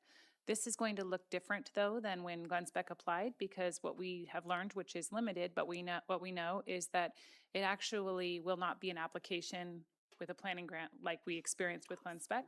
It's going to be self-certification, starting with the most needy schools. So likely the school after Glen Speck will be Pifer. They're the next highest unduplicated, and then so on and so forth over the course of the next 2 years, and they'll self-certify. So it doesn't require a full application. They already can see which are our most needy schools. That's crazy and amazing. And this is a lot of money coming into us on a lot of different avenues. How does that money get allotted and spent, and who's making, like, what do we do with all this money now that is coming in? So we're working on building a budget for the student support professional development block grant within the allowable uses. We're working as a team on that piece. On the community schools piece, I can tell you that the county has already reached out to all districts within our county to support with this process, because we will all be going through this together. We likely have the most eligible schools, but they're going to support us. And then what was my last question? I forgot. Lucky yes. Thank you. Thanks, Sherry. Appreciate it. That takes us to superintendent comments. It does. So thank you. I'm not sure what happened to that slide presentation, but if we can go forward just one more, thank you. And we just wrapped up our first official board meeting of this really the school year, this school year. So I hope tonight was exciting for everyone as it was for me, because we did get some really neat information presented to us tonight. 19.6's draft of the facility master plan was a quick overview, but I would like to offer an opportunity for the board to come together, maybe a couple of trustees, 2 or 3 at a time, into small space where we can really dig in to that facility master plan. If you've opened either of the documents that were attached to the board doc, you can see it is pretty comprehensive, not just the plan itself, but then looking school by school, what the recommendations are and how they did go about generating those recommendations. And it would probably be worthwhile to spend some time on the website, really looking specifically at our secondary sites around the projects that are being proposed that are in alignment with the potential bond referendum. One of the things that 19.6 could not provide in their presentation was really the educational programming that goes along with it. And I think that part of the story is really, really important. So when we think about how are we going to use this space, not just for the fun, the athletics, or for the gathering space, or to provide those additional amenities, but really what would these spaces provide us on the academic or the educational side of the house, that isn't part of the story they could tell. And so what we would like to do is have educational services work on putting that story together so that you can have that side to then pair with the visualization of what that campus might look like in the future if we are successful. I think what I would also say is that piece of the work lives in the strategic plan. So if we think about the work we did with our community around where do we want to be 5 years from now? What would it take to get us there? What kind of work do we need to do in our classrooms? That's where we started this body of work, was with that strategic plan. And then it was, now what does the facility look like and need to look like in order to support bringing all of that magic to life? And so we'd like to kind of peel back that onion a little bit more and say, okay, let's look just at CTE. There's a whole section of our strategic plan that is specific to CTE. They mentioned CTE classrooms tonight, but they didn't really tell you what that might look like in any type of depth. And so it's time to start talking about what that might look like in our future. So doing that, I think, would be really important. So we'll extend a couple of options and see what will work for trustees who are interested in digging in. So what is possible in the next 5 years? I think a lot is possible in the next 5 years. With the support of a bond, we would be able to really accelerate our secondary educational programs to a whole new level. So I put that out there, and we'll see where that goes. And if you'd like to take advantage of that opportunity, and then Ed Services will also work on building that other side of the story so that we can bring that back and share it with our community. On another note, our first varsity football game is this Friday. Super excited for that. The Bearcats are taking on Bishop Diego. And we have 2 ribbon cuttings coming up. We heard about Kermit King and Pat Butler this evening, and on August 20th, and then on the 21st, both at 2:30 at the school sites. Everyone is invited. We hope to see lots of friends there as we celebrate the new playgrounds and then also the new expanded learning, after-school learning classrooms that have been added to those campuses. Great, thank you very much. We'll go on to board member comments and requests. Start with Mr. Eddy. First question, what were the times for the ribbon cuttings again? 2:30 in front of both of them, I think. I think if they can go back a slide, it was on there. Okay. There you go. 2:30. Thank you. Couple things, appreciate, I got a tour of the new renovated locker rooms over at the high school. Also went over to look at the junior high. And my recommendation to Mrs. Loftus was we look at providing those same sort of privacy dividers in the boys and girls locker rooms at the junior high as well. I suspect it would cost about the same whatever it was, $21,000, $25,000 that it cost at the high school.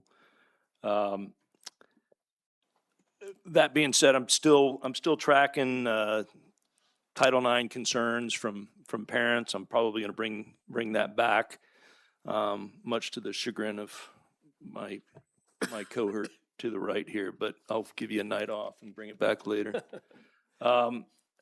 I do want to bring up a couple things that I would ask Mrs. Loftus that you make sure get out. One is, again, concerns over the whistleblowers. Per our own board policy, it states that anyone can come to a board member and state their concerns or grievances. There should not be any concern or fear on the part of any employee, parent, anyone in this district about talking to a board member. Now, that I've had people talking to me, and I relay that directly to Mrs. Loftus, and unless it's been asked that I not. But I think it's important to stress to everybody that there should be no restriction, and particularly the leadership should not be telling people that they cannot talk to us. So I don't want any misunderstandings with that going forward. I would also like to ask that we state clearly what the rules are for the campaign, both on the bond measure. I've already gotten a lot of calls about this flyer that went out. I'm sure it's legal, but these are things that people are going to ask, so I'd prefer that we get ahead of it and start stating, to everyone, this is what we can do and this is what we can't do.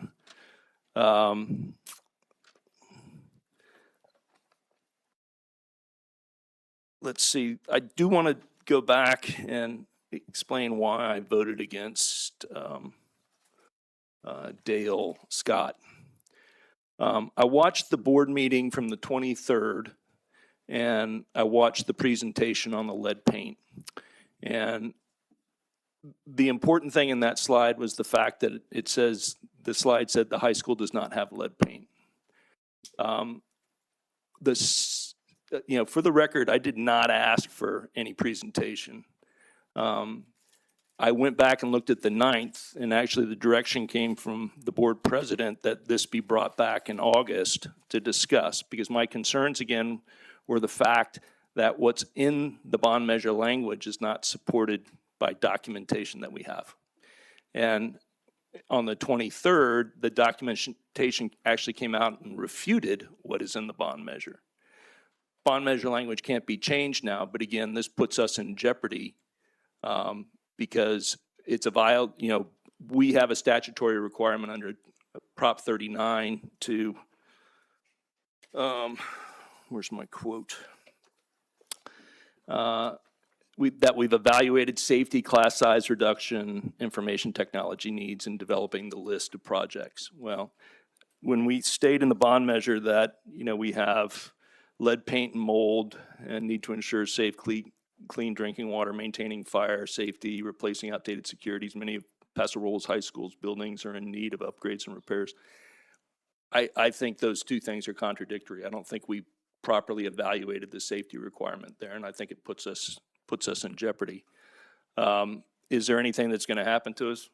No, it's mostly a reputational thing, but I think my sidebar with Brad after the 9th meeting was specifically that.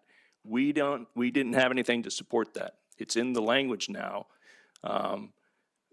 There are probably some actions people can take, but that was, in my opinion, this argument that it's what Dale Scott provided us, I don't think is a good argument. I pull documents for leasing properties or things all the time off of LegalZoom, but it's my responsibility to check the accuracy of it. So that was primarily the reason I voted against Dale Scott. I think, none of that language was previously in any of the bond measures from Measure M or whatever it was, H or T back in 2006. So anyways, that's all I have on that.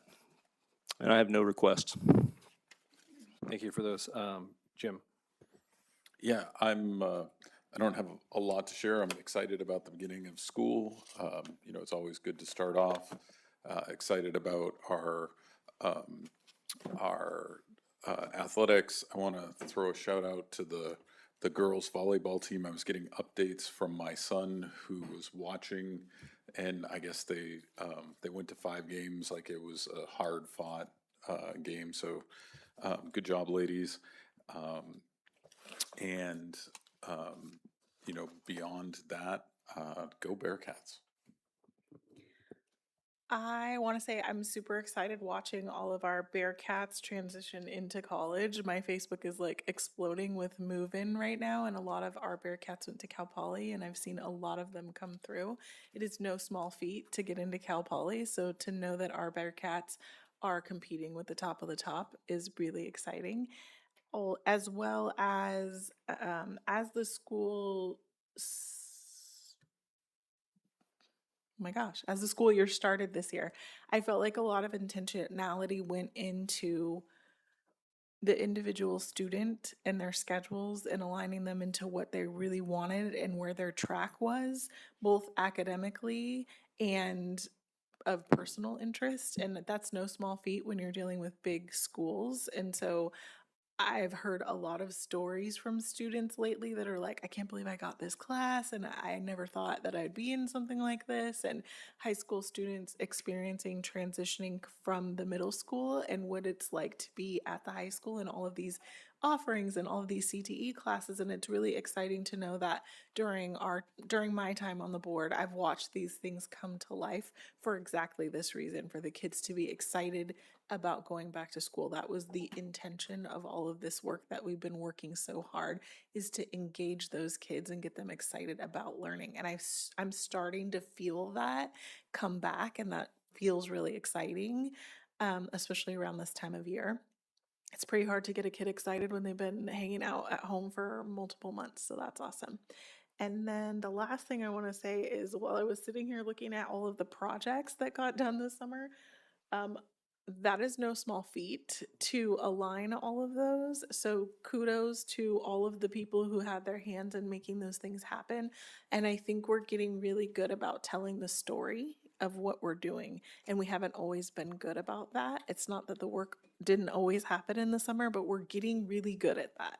And that is a growth for us. And so a lot of things are really starting to click and align. We are up on election. I am very excited to see who takes these seats, and I hope that our community wraps around this election in terms of the school district, because it speaks to the power of what can get done when you have a functioning board. We didn't start out functioning well, but we learned how to work together. So to those who come into these seats, you got a really cool group to work with, and the sooner you get aligned, the more you can do. And so I am just really excited about what's to come for our district and really proud of what we've done. I'm going to echo some of that. As a parent, watching last year my son go through 7th grade at Lewis Flamson, and the way that we as a district restructured how they do things, what they do, the expectations that are there, it completely changed from when my daughters were going through there. And it was such a smooth year for him and so many of his friends. Heard so many positive stories and so many positive parents wanting to go back and their kids ready to go back. My son went back and it was so smooth and easy for him. He's excited about his classes. And as a parent, that's something that you just can't measure. You can't measure that. I'm also super excited about all the changes in growth we've seen for our Sharks and Lions. We talk about our Bearcats all the time, but our Sharks and Lions and our homeschool, I love the attention that's growing with them and has been growing year after year. Even just the marquee out there, that it just draws attention to some very deserving students and some very deserving staff and teachers that just absolutely deserve to be recognized. And I love that we continue, whether it be the CTE or other things. There are things happening. Jen, when I met with you, just the mention of NASA and the conversations that could come of that. I mean, that Paso school district has things happening on levels that there's no way we could share out everything, but I love that we are sharing out more. For 6 years, I have been championing and pleading for exactly this, and we're not done. I love that comment that Joel made earlier too, about for you in particular, was your ability to recognize that there are things that still need to be fixed. There are things that still need to be recognized, things that are tough to recognize. But I'm proud of us as a district for being willing to do that. It is such a change from 6 years ago, 7 years ago, 8 years ago. We are in a change, in a pivot where I just feel like going into this year, we have so much to be excited about and so much to work for at the same time that it's a great place to be. So, and then I made my comment earlier about, and I'm glad that I did it while she was still here.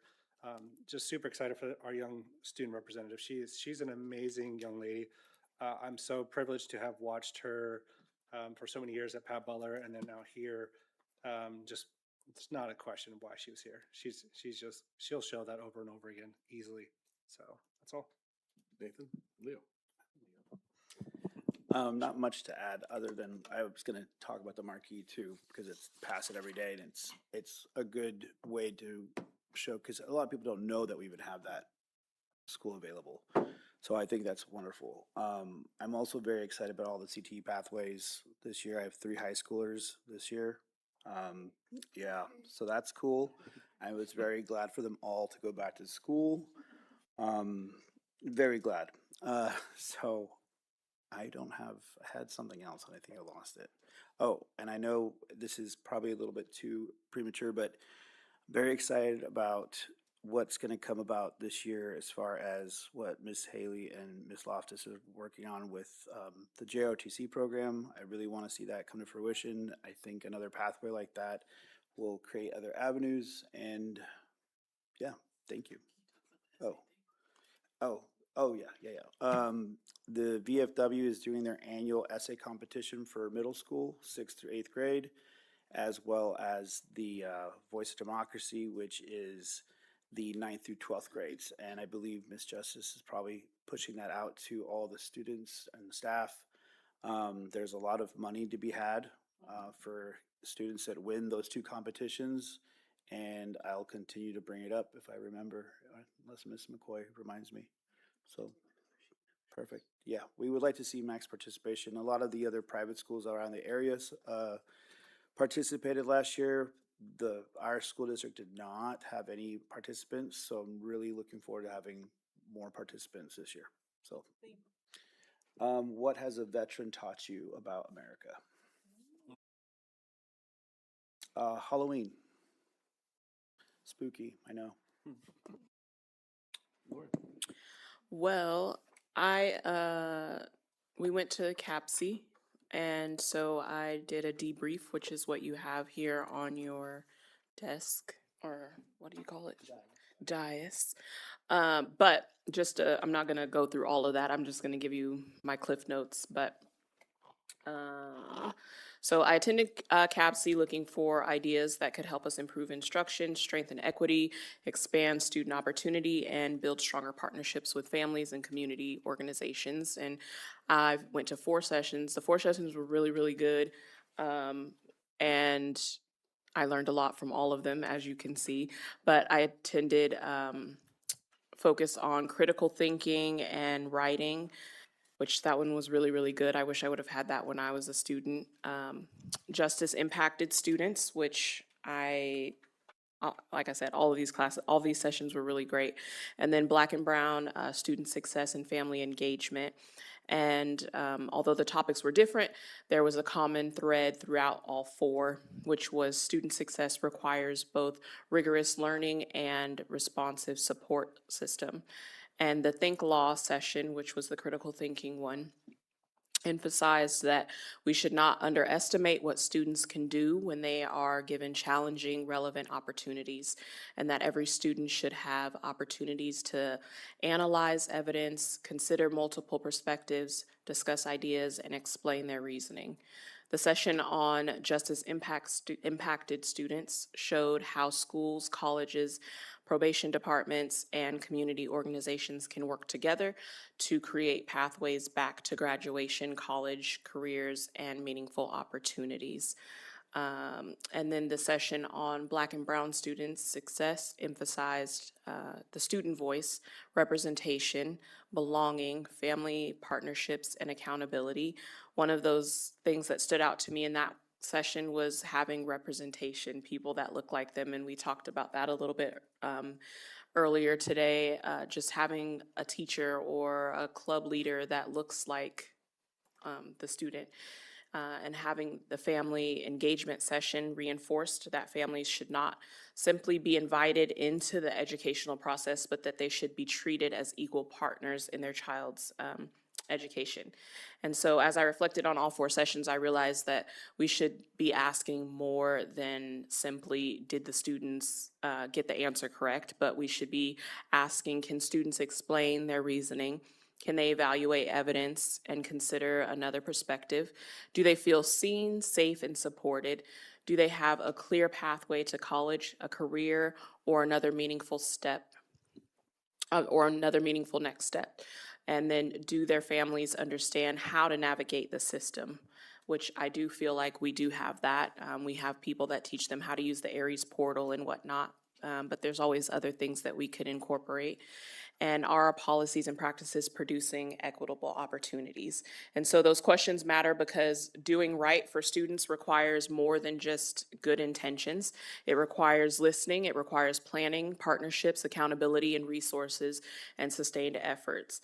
And one statement from the conference, which was from the Think Law class session that I took, and that I'm gonna always use this quote, but it says, doing right is more important than being right. And for our district right now, doing right means pursuing academic excellence while ensuring that every student, including Black and Brown students, justice impacted students, and students who education has been interrupted, has access to belonging, opportunity, support, and a meaningful future. So those were some of my takeaways from this. You can feel free to share it with the public if they want to know what we learned.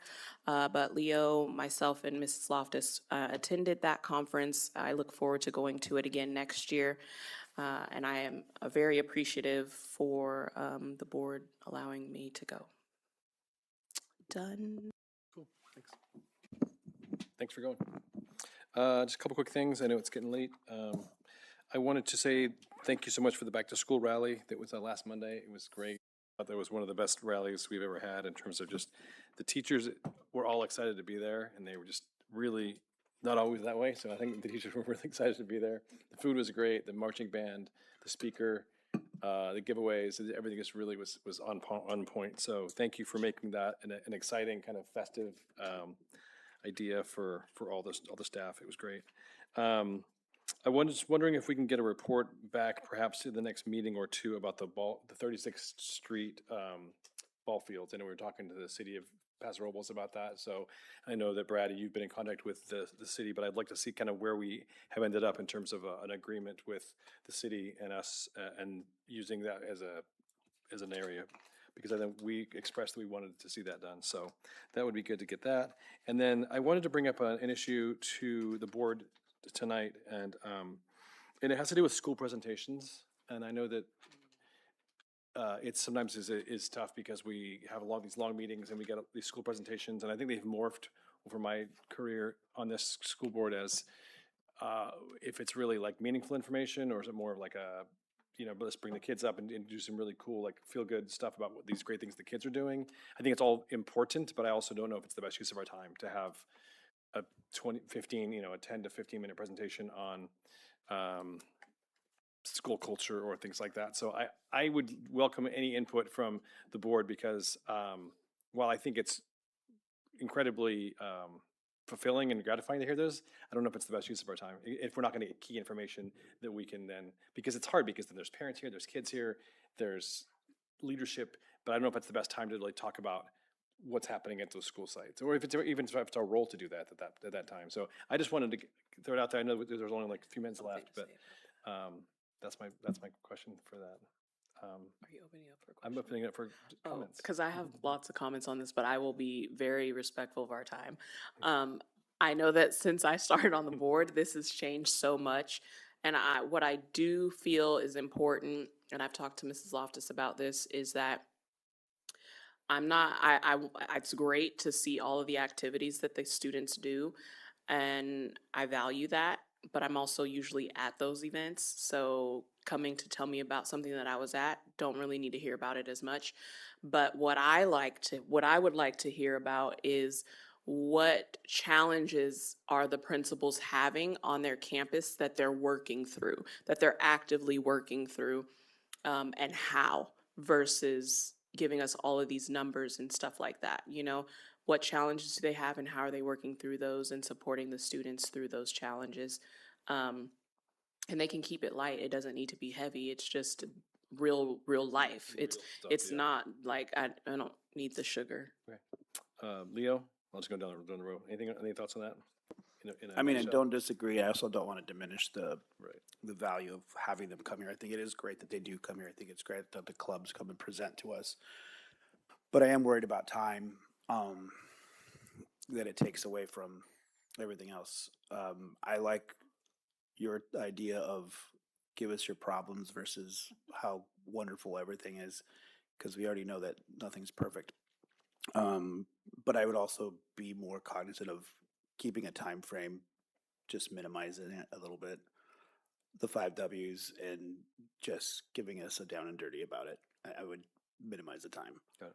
Not completely do away with it. That's my opinion. Nathan? I land where in between, Leo and Loren there, because I do think that it is, our meetings are long and it's tough. Staff has been here all day as it is, and we spend a lot of time going through a lot of stuff. I do feel like there is value to still some of the positive. I do agree that if it's just all fluff, then really kind of what are we getting out of it? But there's times when they bring students or things like that, and that is also for them as much as it is for us. And having those students get up there and have that opportunity to speak in front of the dais like this, that's significant. Some of those kids walk away, and while it's only impacts a couple, it's still an impactful thing. So while I just don't think it needs to always be that way, I do think that that's something that we can still allow if we can maybe find some kind of opportunity for that site to say, okay, this is what's relevant to me. Maybe it is something that's positive this time. Maybe it's something where, it is a little more, this is what we're working on. This is what we're working through.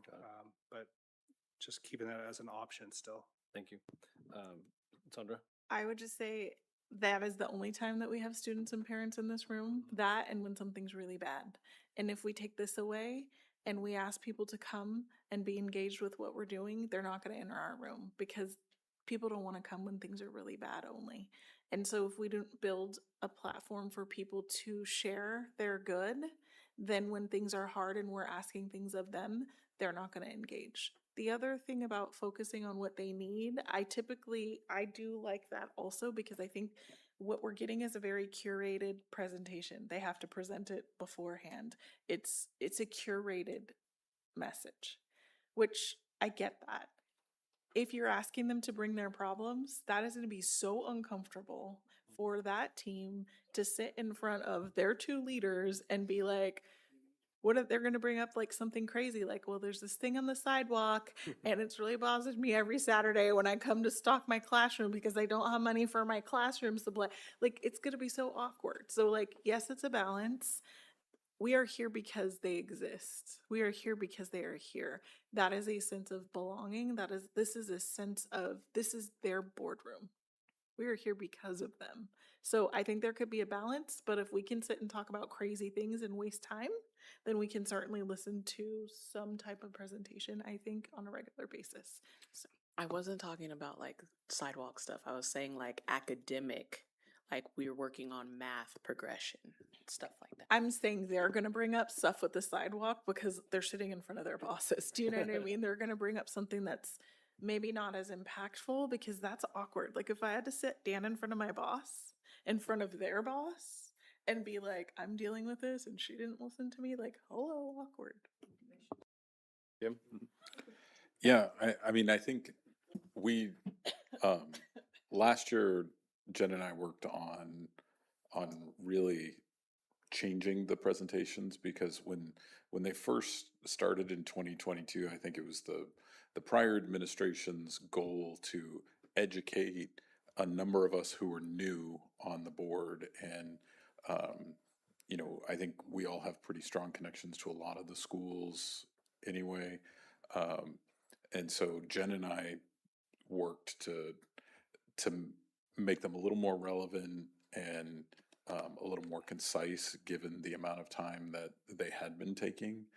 I am always going to be an advocate for having kids and parents at school board meetings, but I know that the principals do put a ton of work into those presentations. And so, kind of dovetailing on Lauren's comment, I'm wondering if there are problems that are affecting either a school site or multiple school sites, and so it was almost topic-based, because there's so much commonality between the different sites. And so if we had, a presentation on a topic that they are working on, you know, like the new curriculum or, you know, this new program is challenging, and we wanted you to be aware of it in case you're hearing from parents.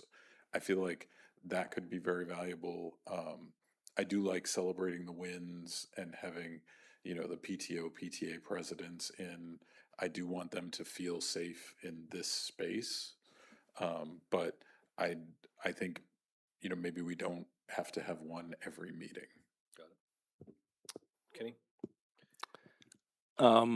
Well, I know I brought this up back in May.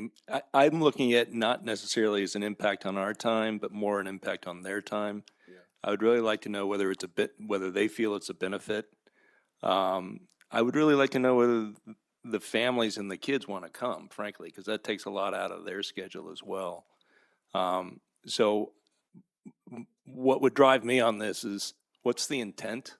What's the takeaway supposed to be? If we want to have something where the kids come up in front of us, then maybe have a board meeting where the kids come in front of us. I don't know. I don't have an answer for you, but my biggest concern is the impact on the principals and the staff and the students, because they prep for that. Yeah. And, you know, we're here. Yeah.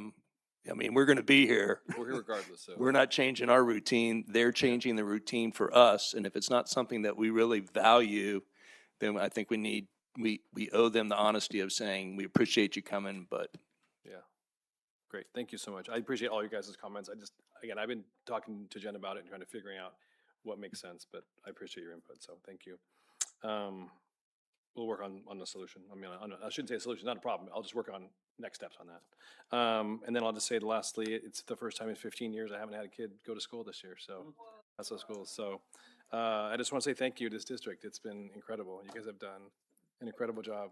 And I've got 2 kids in college who are just going to thrive because of the education that this school district gave them. So thank you to all the teachers, to all the administrators who, the work you did is incredible. So I'm looking forward to the next 4 months though, so can't wait. And that's it. So that I'll adjourn. Motion to adjourn? Great. Is there any? Any Kogan, aye. McCoy, aye. Pearson, aye. We're adjourned. Thank you.